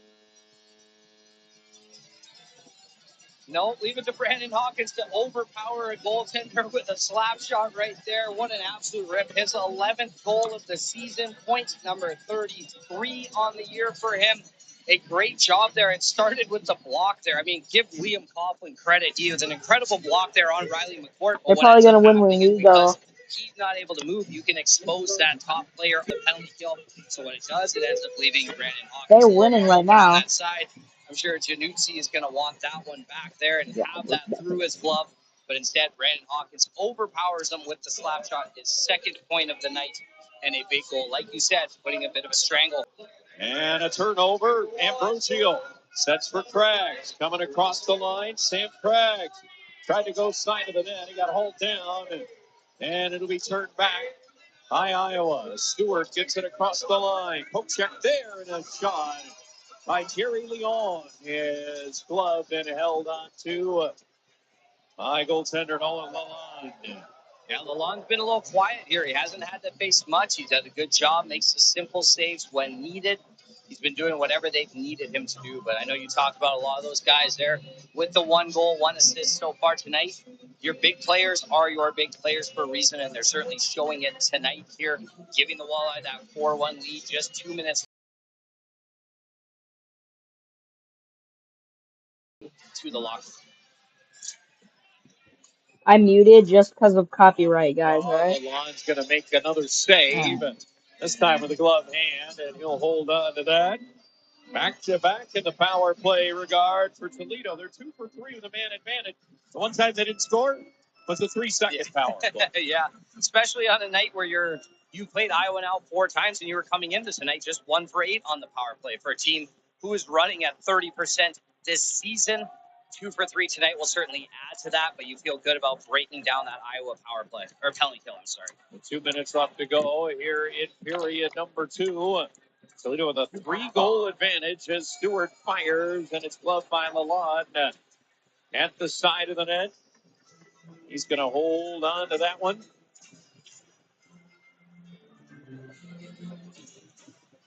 Face-off will be coming up. Lalonde has been steady when he's had to be. He's done a good job making some big saves in the slot. We saw some earlier there. We saw the goal happen earlier this period. But since then, he's been incredibly steady. He hasn't been giving up a ton of rebounds. He's been doing a good job of his angles and just smothering pucks and not giving up those second chance opportunities, because Iowa is a team that plays hard, and they're a team that likes to get to the net and crash. But give credit to Nolan Lalonde. He's definitely negated all of that. Brandon Hawkins, that's his 18th goal in 31 games against the Iowa Heartlanders in his career. He came into tonight with 36 points in 30 games against Iowa. He's got 2 more tonight. What else is new, right? Icing call coming up against Iowa. That's their 5th of the game, yeah. Riley McCourt's had a good run, 18 games. He is with a couple of points tonight. He's got 17 points for Riley McCourt against Iowa. Of course, Toledo has had a lot of success against Iowa over the years. Yeah. All-time record of 25 wins, 5 losses, and 7. Probably was a year more where it was almost 500 through the regular season in the battles with the Walleye. But Iowa's a team that plays hard. They can frustrate you on offense by just smothering the defensive zone and really collapsing in and not giving you those grade A chances. But when you can take advantage on special teams situations, when you get in the O zone and really start hemming them into it, it gives you chances, and that's what they've done so far tonight. And a little over a minute left to go here in the second. Toledo with the advantage. The shots are even at 17. Mm-hmm. But Toledo has capitalized on their opportunities. Look out, puck deflected up into the crowd there at the Huntington Center. Look at that. An early Christmas gift from Mitchell Lewandowski. There you go. Mr. 6'7". Face-off will be right at center. Boy, you are always so up on the times. You know, I'm just hip. You know, Yep. I don't act my age yet. I think I'm getting to that point. It's age is just a number, as they say, right? That's what they say. I still don't know what it means. Just wait till you're 6'7". I don't know. That's it. Plays it up the far side wall, and it'll slide out to center. Nate Waugh will play that in the neutral zone. As only you and I could sound completely ridiculous talking about whatever. We're here to have a good time, right? That's right. Orzek gets it across the line. It'll slide down into the far side corner. 30 seconds to go in the period. A lot of options tonight for Brad Woznicki and who he's going to interview after two. Yeah, excited to hear about it. Because, I mean, oftentimes when you play a team, a team you're going to play 4 times in a row, it feels like a playoff atmosphere. Yeah, it certainly does. Hawkins shot, a bad save. Januzzi. Good stop there. Last 10 of the period, an offside call. Give us another whistle with 8.4 left here in the second period of a 4-1 Toledo Walleye lead. And certainly I won't see you until, after the new year, actually. So hopefully you guys have a great Christmas. Yeah, looking forward to a nice holiday break for everyone. The players, much deserved, but obviously for yourself, with how hard you work, my friend, you deserve it almost more than anybody. Oh, boy. Well, you're laying it on thick tonight, huh? I won't see you for a few weeks. That's so I true. You won't. That's right. It'll be January when you're back. My Christmas gift to you is the compliment. I love that. Thank you so much. I'll try to return the favor in the third period. We're through 2. The Walleye have a big second after seeing the Heartlanders tie it at 1. 3 unanswered for the Toledo Walleye. The last 2 on the power play. It started with Riley McCourt. Then it went to Sam Craggs and finished with the captain, Brandon Hawkins. 4-1 Toledo after 2. This is Toledo Walleye hockey.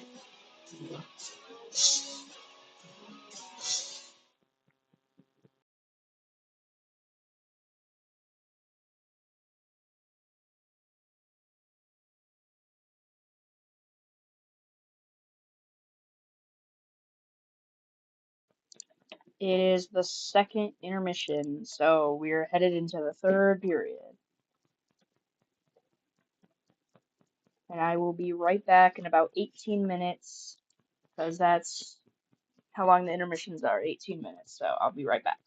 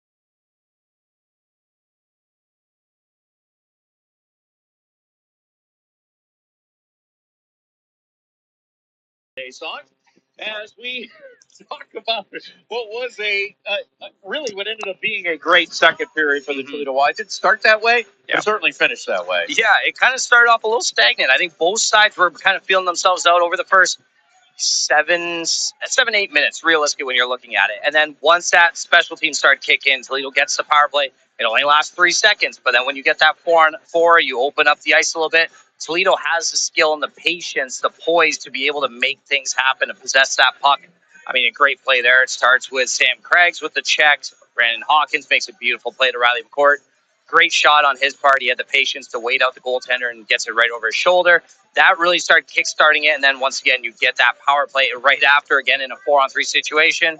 The mayor himself, he puts it through with a blasting slap shot, but it really was that drove the momentum again with a second power play. We got to see Sam Craigs talking with Brad there. Just everything kind of started rolling as soon as they got to kind of open the ice up a little.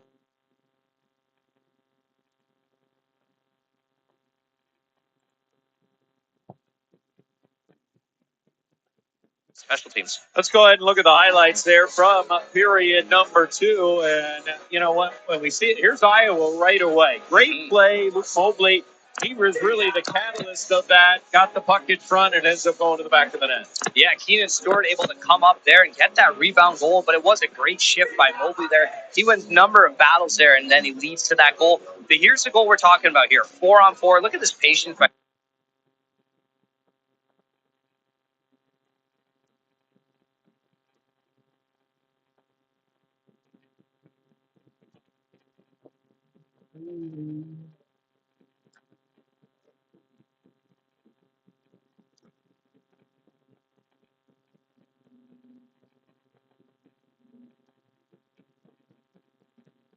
Your next breakdown could be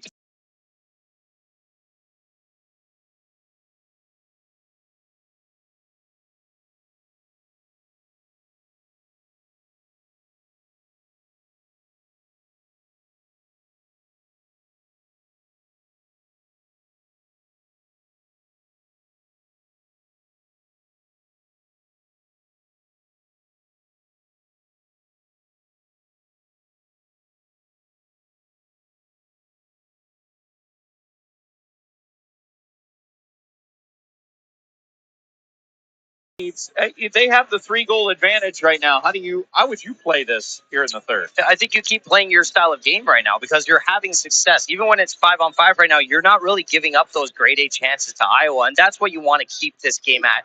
You don't need to score goals. You don't need to risk taking that extra jump or an extra defenseman or player jumping up in the rush if unnecessary there. Whereas you're going to force an Iowa team who doesn't necessarily score a ton of goals, especially with a bit of a depleted lineup here.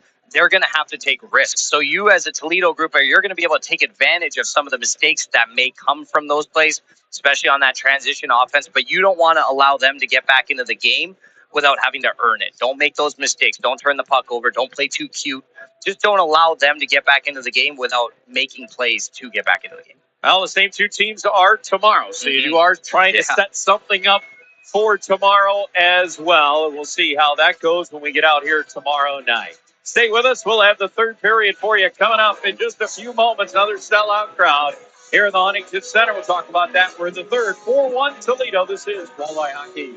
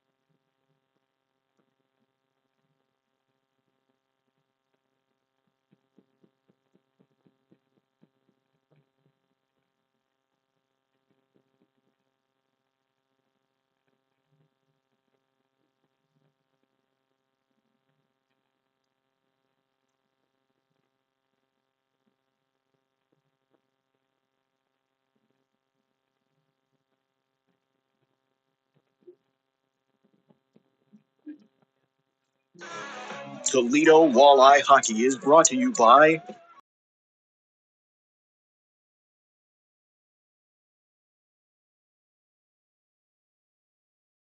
Tom.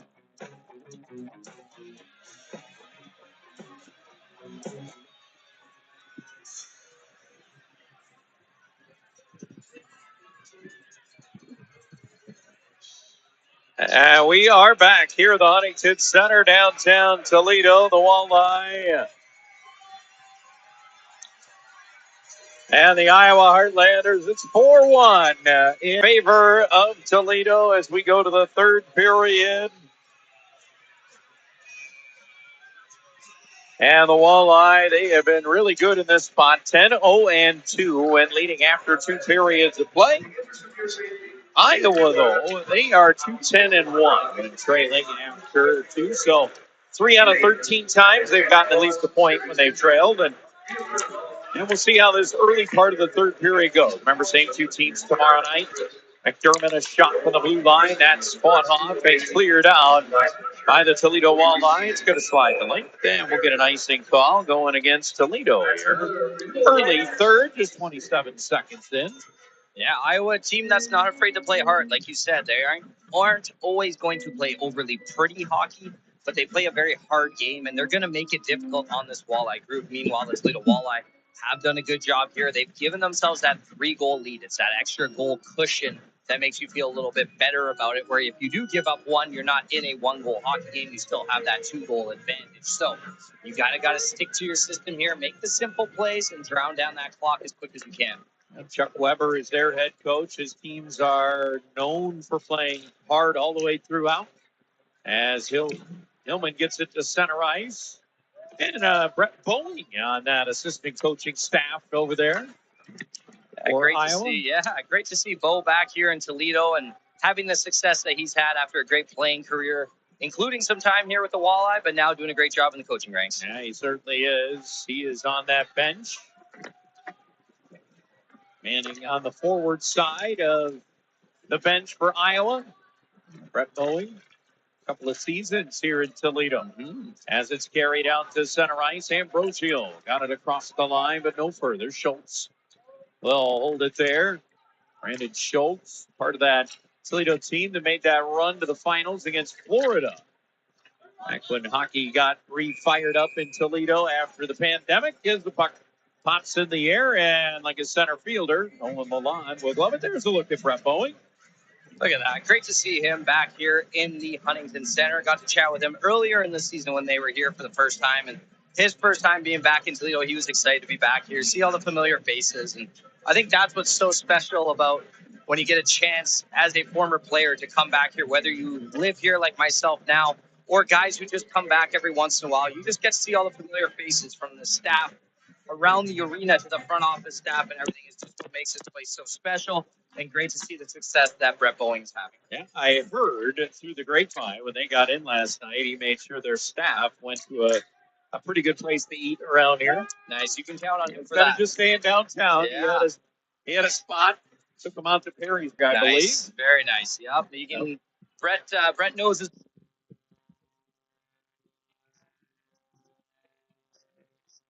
way around, so I'm sure he made sure to take care of the guys. Yep, absolutely. Kelly bounces down into the near side corner. It goes in behind the net. Smirnoff able to dig it free. Played it up the near side. Well to Andrews. Rink wide he goes to McCourt. Off to Lewandowski. Lewandowski bumped it in behind the net. Kelly trying to free it up. He's going to get a penalty call here. And he'll like the call, but he's going to get it. That's another Nolan Orzik went down. That's another one. Looks like this time he's going to get the call for a hook, but it's going to be another one where he gets his stick caught up there between the legs of Orzek, and it's going to be, that's a tough one where you are 200 feet away from your net and you aren't really causing or taking anything away from a goal. It was a tough situation there where his stick just got caught once again between the legs there, and you're going to see right here, he gets it wrapped around a little bit, and it does pull Orzek down, but a big penalty kill opportunity here for this Walleye group. They are 2 for 2 so far tonight on the penalty kill. Got to keep it that way to keep this as a 3-goal advantage here early in the third. Tanner Kelly had just 20 penalty minutes all of last season with Michigan State, 37 games with the Spartans. Good production. He's picked up a couple penalties tonight. Has a shot right on, stopped by Lalonde. And it's turned up to the line. 0 for 2 with a man advantage for Iowa. Son lays it up towards the line. Orzik a shot that's blocked by Craggs. He's going to start out the center. Stopped behind him, hooked him down. That'll do it for the penalty. And the power play, is the penalty call is going to be a hook. And we'll go back to 4-on-4 hockey. Great job there by Sam Craggs. It starts with a huge block shot in the defensive zone. He does a good job to block it, and then he wins the race up ice there. Forces Stop to hook him and have to make the play as he's able to get up ice with speed there. Good job by Sam Craggs. It's a good job this penalty kill has done all night here with those opportunities with the big block shots as they've done. And it's just great to see them earning power play opportunities and now earning a big 4-on-4 opportunity here. One where they've already had success so far tonight, and they'll do it again. Face-off will be to the right of Dante Januzzi as it goes in behind Iowa net. 2.5 gone here in the third period. McDermott has it as he'll carry to center. McDermott gets across the line and puts on the brakes there and will feed it behind that Toledo net. Prescott with a little bit of a spin. And it'll be carried up the neutral ice for Dickinson. Got it across the line. Feeds it down to the corner. Truscott sent it hard around. It'll be gathered in there by Andrews off to Dickinson. 4-on-4 hockey for another 55 seconds. Truscott cutting between the circles. Got a backhander away. And the save made by Ginucci. Great there by Truscott. He's able to kind of keep that puck on a string right there. Maybe some nice moves there, but good job again. You can see what makes this Toledo Walleye group so special. They've got the skill, but it's the patience and the poise that they have out there as they're holding on to that puck, as opposed to just shooting it or making those little chip plays that are a little bit more unnecessary when you're in a odd man situation where you have those 4 guys on the ice or the 3-on-3s of the overtime. It's a lot more possession. If you don't have it, you're not afraid to bring it all the way back out. But you see with the way Toledo plays with it, I find more than other teams in this league. Off the draw, Smirnoff going after it behind the net. Backhanded it up the far side wall. Lewandowski fanned on it, but it's held in by McCord. Over to Sawyer. Sawyer hands to Smirnoff. He's forced out to center and just gives way to McCord. The neutral zone, Riley McCord, couple points tonight. Moves him to 98 career Walleye points. Sawyer coming across the line. Floats one over to the back of the net. Looking for it there was Lewandowski. And it's freed up for Iowa. Heartlanders will get it to center. Right, Sorensen. Pass ahead, O'Brien. O'Brien fired a shot. You might experience a little bit of technical difficulties in this stream so far, so please be aware. Center. Good for a little avenue here. Ran into the linesman as he crossed the line. And Stenson as well. Kelly comes out of the box. He'll go to the bench. 15 seconds for Toledo to work with in their 4th power play. I think the only thing that's going to stop their power play tonight, it looks like, is going to be the time. Ernst fires a shot, and he missed that high and wide. As it comes to the line, Pietala trying to hold it in, but he's forced out to center. Power play time expired. Wendy's power play now 2 for 4 tonight for the Walleye. And those 2 stops have been a combined 20 seconds. I was going to say, tough 2 for 4 when you really feel like you should be 2 for 2. Maybe 2 for 2.5. We'll give it that one.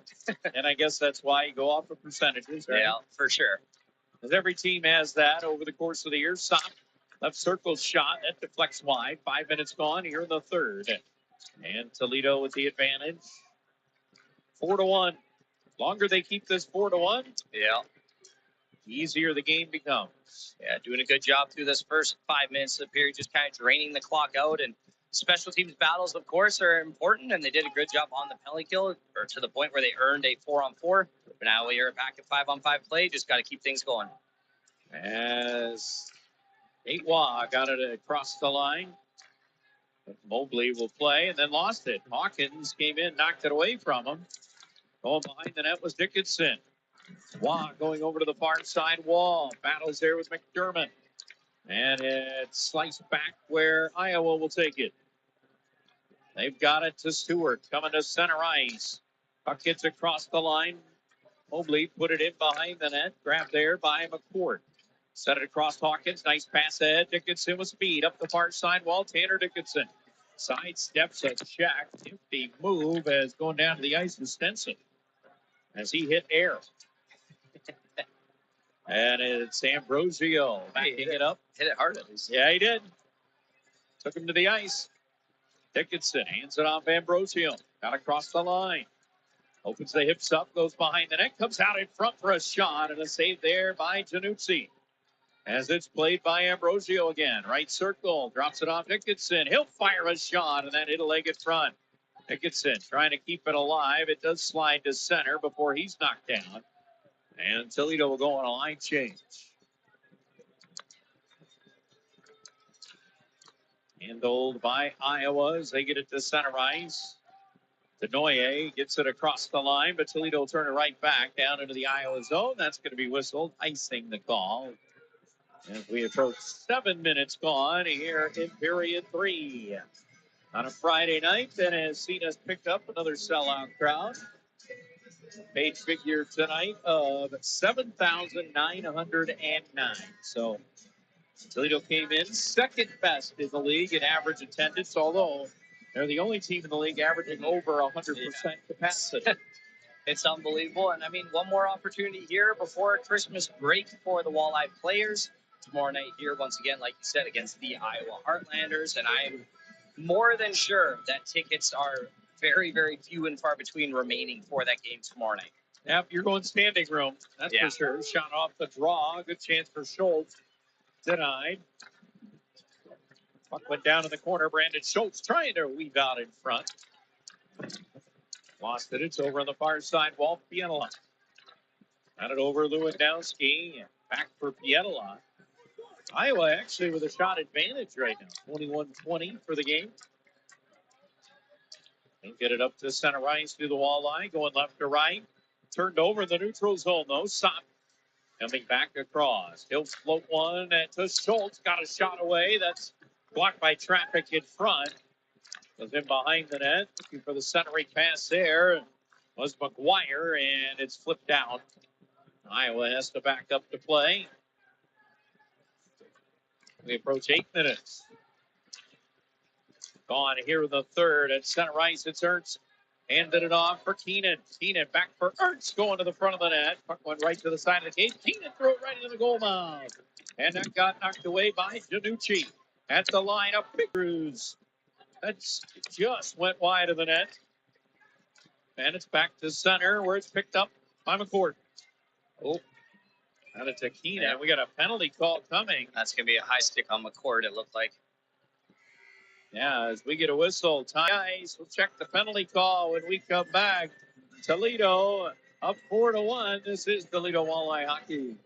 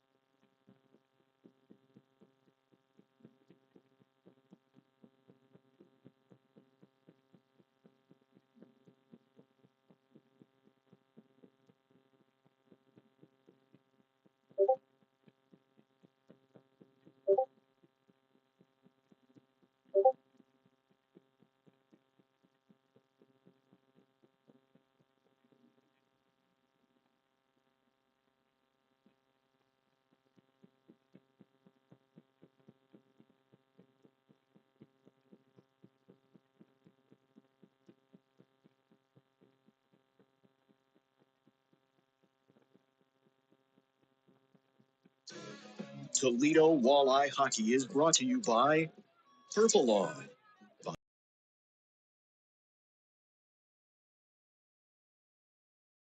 Visit PerfToledo.com for all of your exterior pest control solutions. Look at the penalty call. There it is. Riley McCourt stick getting up high. Must have drawn blood. It's a 4-minute advantage for Iowa. They got to look here to get back in the game. Yeah, this is as big of an opportunity as you can get if you're the Iowa Heartlanders now. You're going to get a double minor penalty there to Riley McCourt for drawing blood on the high stick. But now if you're the Toledo Walleye, you got to continue doing what you've done all game so far tonight. You limited Iowa to being 0 for 4. Now you got to do it again. And a chance right in front is stopped by Nolan Lalonde. And now a little extracurricular right in front of the net. Sawyer came in with a pretty heavy check. That kind of started the whole thing. And linesmen get them all separated, though. Yeah, good little net front battle there after Lalonde does a good job on the down low tuck play by the winger of the Iowa Heartlanders there on the side of the net. You can see it looked like it was Ryan McGuire on the side of the net. Sawyer comes in right after, but Lalonde doing a good job not giving up that second chance opportunity net front. McGuire, Quebec native.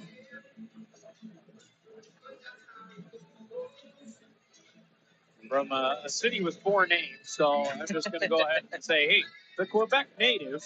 It's smart on your part. McGuire just 7 games so far this season for this Heartlanders team with 1 goal on the year, but he is a net front threat down there on this power play. And he won the draw. So Iowa has it. Orzik gets a blue line. Set it across. Then a shot there just swallowed up by the glove hand. As Kelty Jerry Leon let it go from the top of the right circle, but it's Nolan Lalonde. Glove save and a beauty. Yeah, great job there by Lalonde once again. Really impressed by his poise in net right now. He's doing a good job getting out on those angles.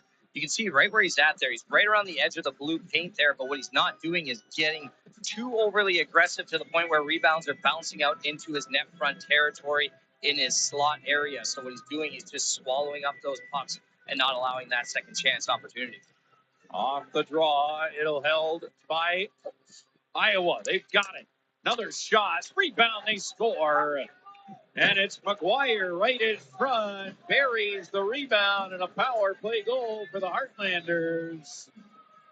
Yeah, it's a set play right there. It goes down from the sideboards to Kelty Jerry Leon, who finds Ryan McGuire right in that slot for a quick one-time opportunity. And once again, it starts on a face-off win. That's an area all night tonight where Toledo has struggled, where Iowa has won those face-off battles. You can see where Nick Andrews kind of gets caught in between both players there, where right off the side of the net, Max Patterson was there as well. But he finds McGuire waiting in that slot. I'm sorry, that was O'Brien off to the side, but he's waiting there. Instead, Ryan McGuire is able to win that battle and get it over the far side of Nolan Lalonde. And now it gives Iowa a 4-2 deficit. But on top of it now, because that penalty to Riley McCourt had more than 2 minutes remaining in it, it drops it down to 2 minutes instead of a whole time. Well, this is interesting as our referees have gone in the box here. So they're going to take a look at this. Now, The play is under review. I will remove the point, but if it is a goal, I will add the point back. It looked like when we saw the replay from the backside of the net there, O'Brien was right on top of him, who made that pass. But you're going to see on that replay that Nolan Lalonde actually doesn't slide towards far side. I don't know if it was just a really good screen by O'Brien that he didn't see the play, or if that he was interfered with. But that's my assumption of what they could be checking. Other than that, I don't know. You're going to see right here. I wonder if they're wondering if that blocker coming out here.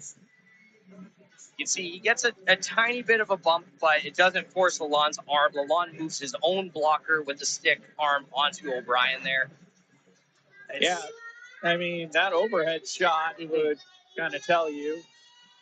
Yeah, you can see the slight little bump maybe by O'Brien's left leg onto the goaltender, but I'm not sure if it's anything. Because if it impedes the progress of Nolan going over there, it could be considered that he doesn't have that opportunity. Here's another look. Yeah, so you're going to see O'Brien's, it looks like it's going to be his left leg here as he pushes back. You can see he gets a little bit of contact there, but Lalonde is the one who initiates the secondary contact with the blocker right there. So you're going to see the original contact, O'Brien's left foot's going to come in kind of into the pad of Lalonde, but as he makes that pass out, Lalonde wraps his right arm around, whereas he could have almost pushed himself to that far side. But well, here's the question, is where O'Brien's left leg is, does that impede Exactly. Lalonde from having any opportunity to try to slide back. It's the $1 million question. It's a tricky one, and the thing is, the call on the ice was a good goal, and it was to the point where it looked like they were ready to drop the puck for the face-off there. Where I don't know if it was the linesman or if it was the other official who thought, hey, maybe we should take a look at it based on what had happened there net front, because we didn't see any argument from Lalonde, we didn't see Because I any removed argument the from the point Walleye. just to But it see looks like if the refs have a decision. Yep, and they're no going to goal. wave it off. They have decided to wave that off. So it is not a power play goal. And now Chuck Weber. He's going to want an answer on this one. Oh, yes. It has been considered no goal. And Chuck Weber's at the front of the bench. There he is. Yeah, I mean, Chuck Weber is certainly going to want to answer on this one as to why. You can see the confused look on his face here, and you can see assistant coach there, Brett Boeing, with the iPad, seeing the exact same replay as well. But I'm sure whatever answer he gives here, he's not Chuck Weber's not going to be too happy with. So, yeah. So I'm not a great lip reader, but I know he's not happy. No. But I mean, you know what? It had to be the fact that the left leg of O'Brien there came into Lalonde, which impeded him from sliding over. What we talked about exactly. at the end. It's not giving him an opportunity to recollect. So exactly. It's enough to impede the progress, not enough to be awarded a penalty. Yes, exactly. Either. So, and the only thing with that now, so the clock does obviously bring the power play back up. So we're back to 3 minutes and 27 seconds remaining on this power play. Why, that is that explanation was not good at all. Pat Mickish obviously is not going to argue too much here. Yeah, he's not going to say, "Hey, that probably should have been a goal," but I think they're wondering on the time on the clock, maybe if maybe there was longer than 3:27 that was already run down. I'm not sure. Yep. I'm assuming that's their question, but yep, I think you're right on that.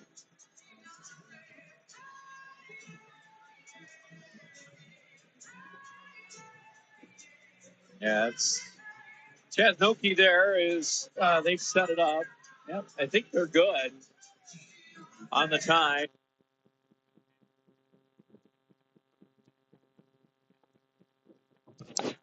Buffering right now. We will fix this issue in just a second.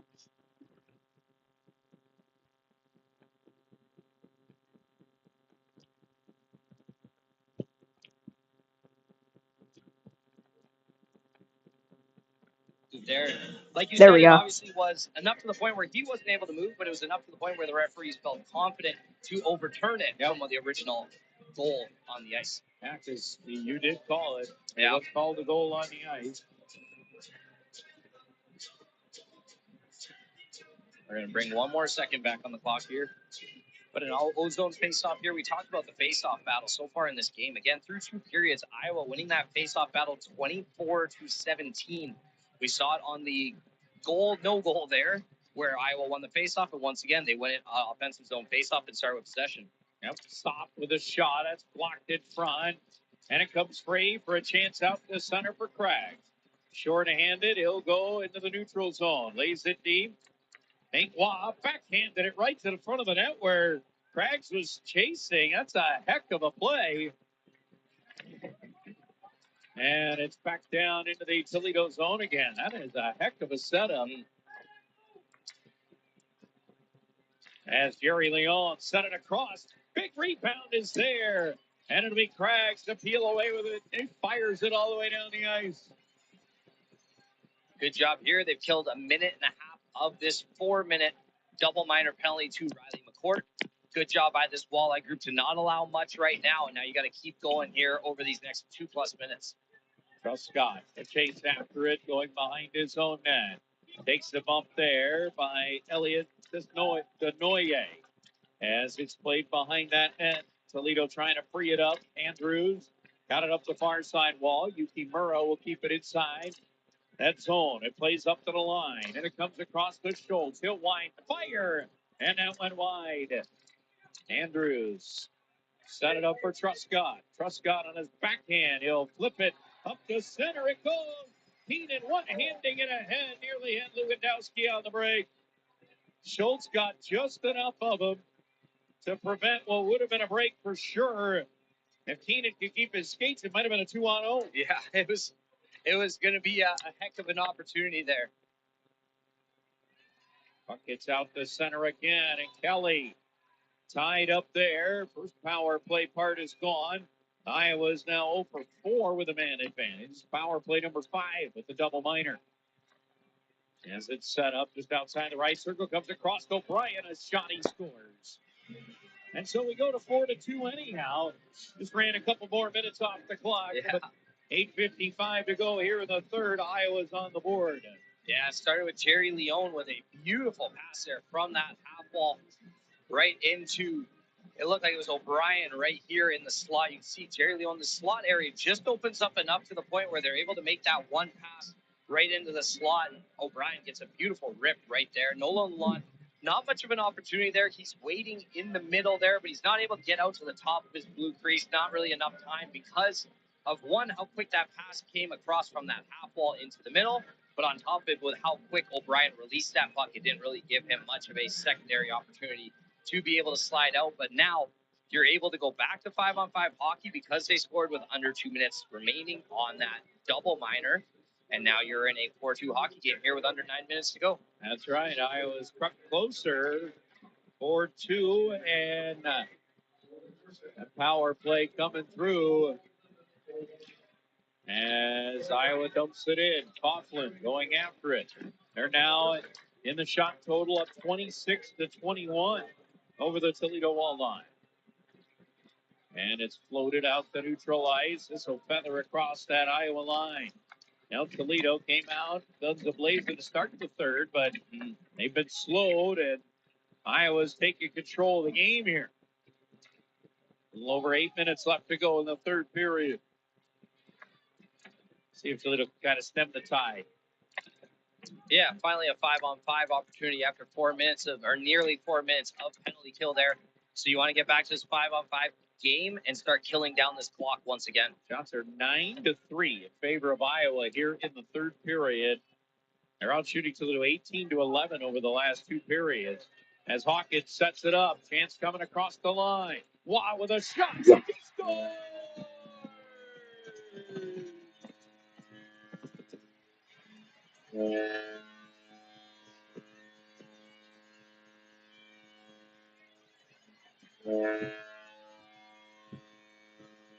Goal number 3 on the year for Nate Waugh. Yeah, nice shot there by Nate Waugh, sneaking it past the 5-hole.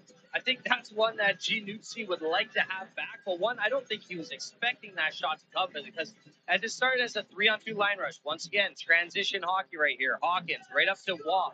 And you can see Hawkins lines up for it, but Sam Craigs goes enough through the path of the goaltender right here to the point where the goaltender doesn't see when that shot's released. He's got that left leg up there.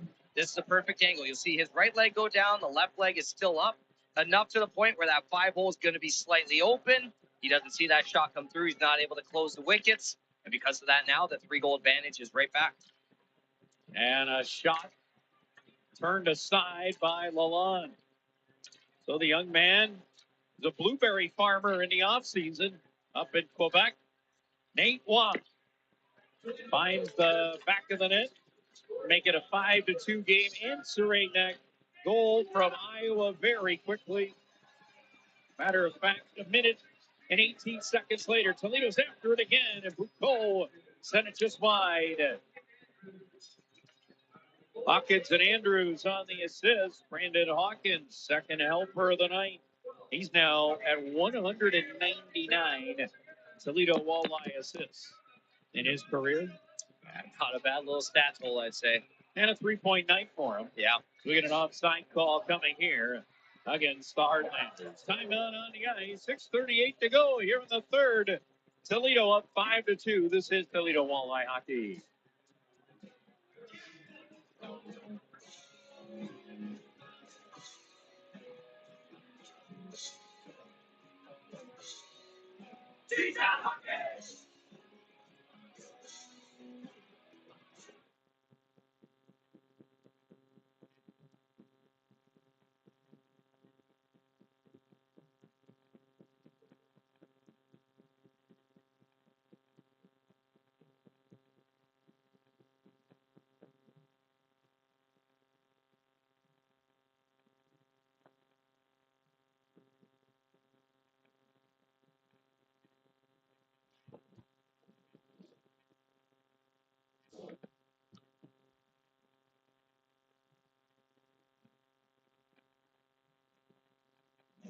Coming to the Twin Cities, it's the 2026 World Junior Hockey Championships. Gets around here, throws it in front.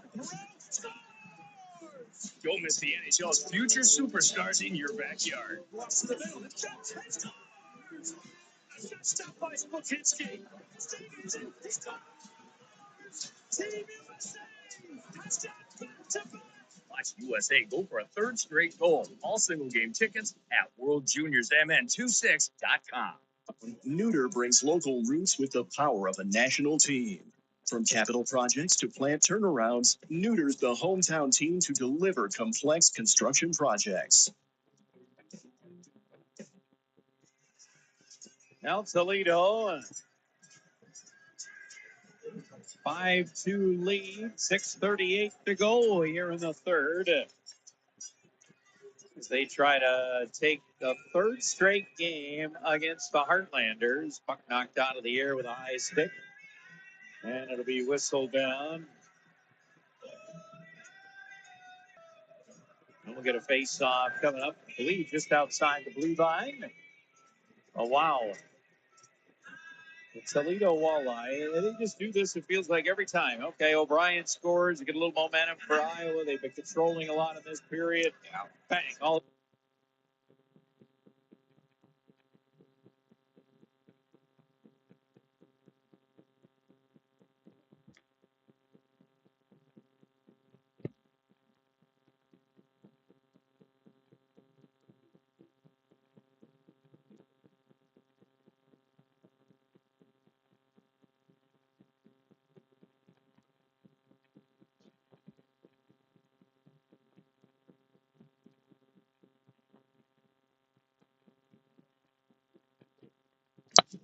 Technical difficulties.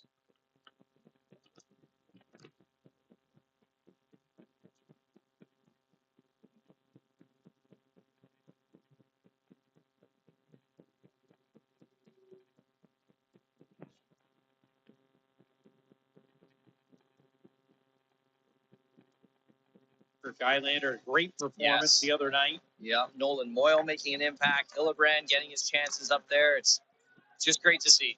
Yeah. Really great to see. Good friend Dan Watson, Yeah. head coach for you for a number of years. Yeah, a whole lot of. I love that I did send him a text a couple weeks ago. I go, all you do is set records. And he loved it. Shot from the blue line is stopped. Rebound is there. It pops in front, and it'll be picked up by Nate Wong. It's it to center and no further. Denoyer gets it across the line. Hawkins is on it. Sends it across to Wong. He'll fire it in. And that's going to draw a face-off as Hawkins goes to the front of the net. And it will give us a chance to get the final media timeout in, as we do with 5:20 to go here in the third. Toledo has the lead 5-2. This is Toledo Walleye Hockey.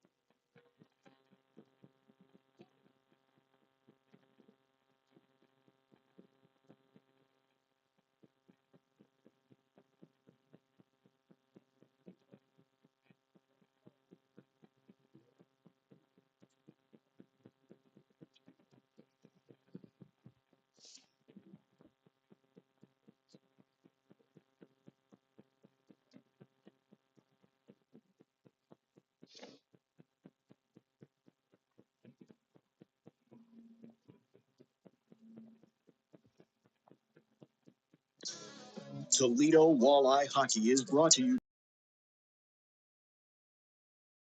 The experts at ProMedica Sports Medicine Institute to keep them in the game, and you can too. Don't let a torn muscle or worn out joint stop you. Get back your power with ProMedica Sports Medicine Institute. And back we are. Another sellout crowd here at the Huntington Center. Just keep on rolling. Expect another sellout tomorrow. Final home game of the calendar year is on the 26th as it goes the linked icing here against Iowa. Yeah, that'll be coming up on Friday, a week from today. Then Toledo finishes off road. Yeah. And they finish off 2025. Yeah. I mean, and start 2026. Yeah, that's right.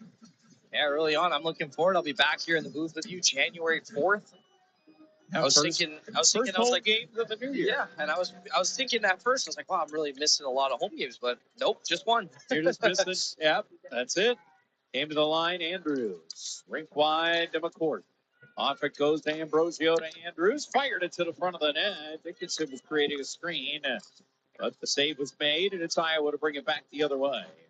Heartlanders going on the attack. Little backhand shot kicked away by Lalonde, who's got 28 saves tonight. Make it 29. And then a floater from the blue line from Sorensen. And Toledo will just give it a high flip out the neutral ice. Good knockdown by Ambrosio at center. He's by himself coming across the line. Still got a shot off. And the save had to be made. And it was. As Zanuzzi makes the stop there. Didn't play in college. He was in the Western League. Yeah, that did. Linesman going down there. That one's stinging a little bit. Talking about Januzzi, played Portland in the WHL in his junior days. Out in your area? Yeah, on my the Pacific North. Oh, what do we got here? Sorensen. Well, after the linesman there, Christopher Williams got hit by the puck on the original dump, and Sorensen. Sorensen. I don't know what he was thinking on that one to go after the referee, but. Right over there to the referee, and now he's done. Told to head right to the locker room. There's some things you don't see every day, and that certainly feels like one of them. But, I mean, it's one thing for a referee to get hit with a puck and not feel good about it, that's for certain. But it's another one for a player after a referee for getting hit with a puck. I think as a hockey player, you know when to say something and when not to. You're going to see right there. We don't see it entirely, but you can see, obviously, that doesn't feel too good. And as a player there, I mean, you gotta be smart enough as a player there. I mean, you feel bad in that situation. You show remorse and you just say sorry and you move on with the play. You know, the referee didn't mean to do anything. He wasn't trying to be there. He was standing where he was supposed to be, and this isn't really one you can argue. I think he's just gonna get, I assume, a 10-minute misconduct, so it won't be a power play or anything like that. But we get to continue on with this game now. Yep, and it is 10-minute misconduct that goes on.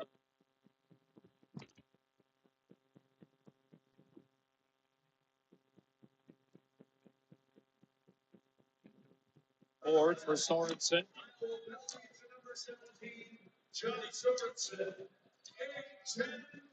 Yep, he gets the 10-minute misconduct.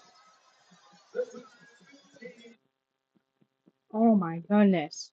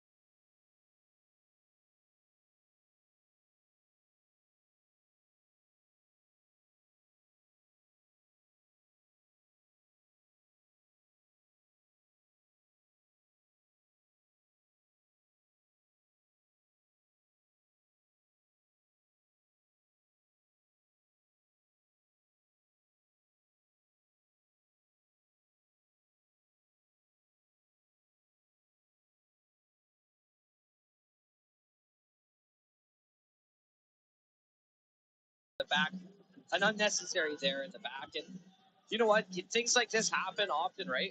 In a battle where you played the same team 3 times in a row, you played them again tomorrow night. You kind of create a little bit of bad blood and everything like that. That happened. It's part of hockey, but it's unnecessary. Yeah, And it's a frustrated Iowa group right now.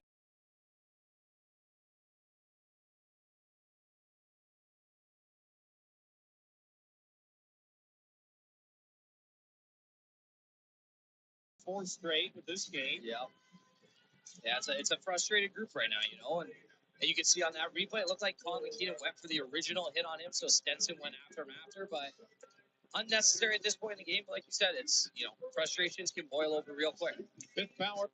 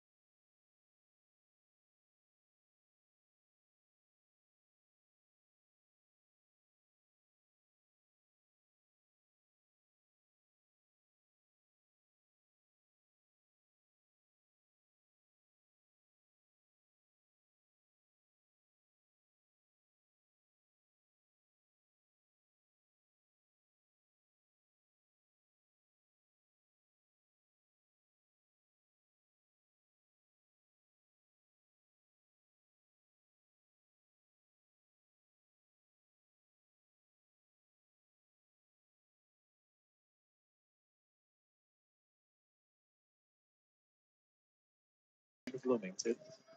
And since then, have ripped off what will be 5 consecutive wins. 1:17 to go. And that's has them creeping closer at the top part of the Central Division. Yeah, just 2 games back coming into tonight from Fort Wayne Comets there. If they can, obviously, with this game here, you're going to get to within 2 points of that first place tie with the Comets there, with a big opportunity tomorrow night to get yourself there by Christmas. And Fort Wayne playing the Indy Fuel tonight at home. As the puck's floated all the way down, Toledo going to go to 2 for 5 on the Windies power play, but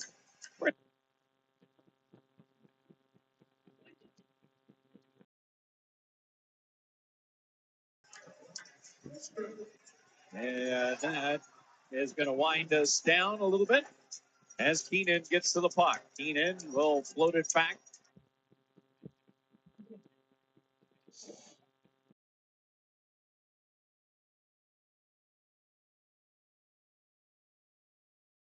Down a little bit as Keenan gets to the puck. Keenan will float it back to Jet Pietala. They're in a 1-1 tie over there at the Comet Dome. Late in that one as it's across the line.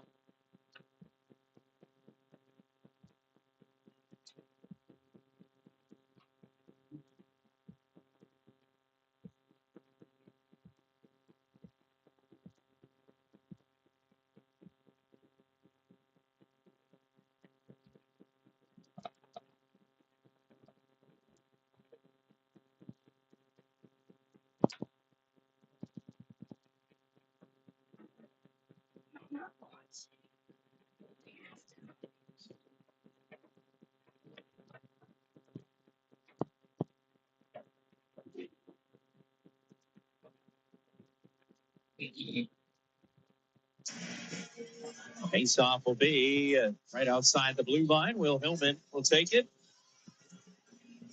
Really good job by this Walleye group in this third period. You really didn't give Iowa much life. The only life they had there, where they really picked up any momentum or create any real offensive chances, there was on that 4-minute double minor power play they had earlier, where they did get that 1 goal. But after that, like you said, a minute later, Toledo turns around and takes advantage once again to get that 3-goal lead.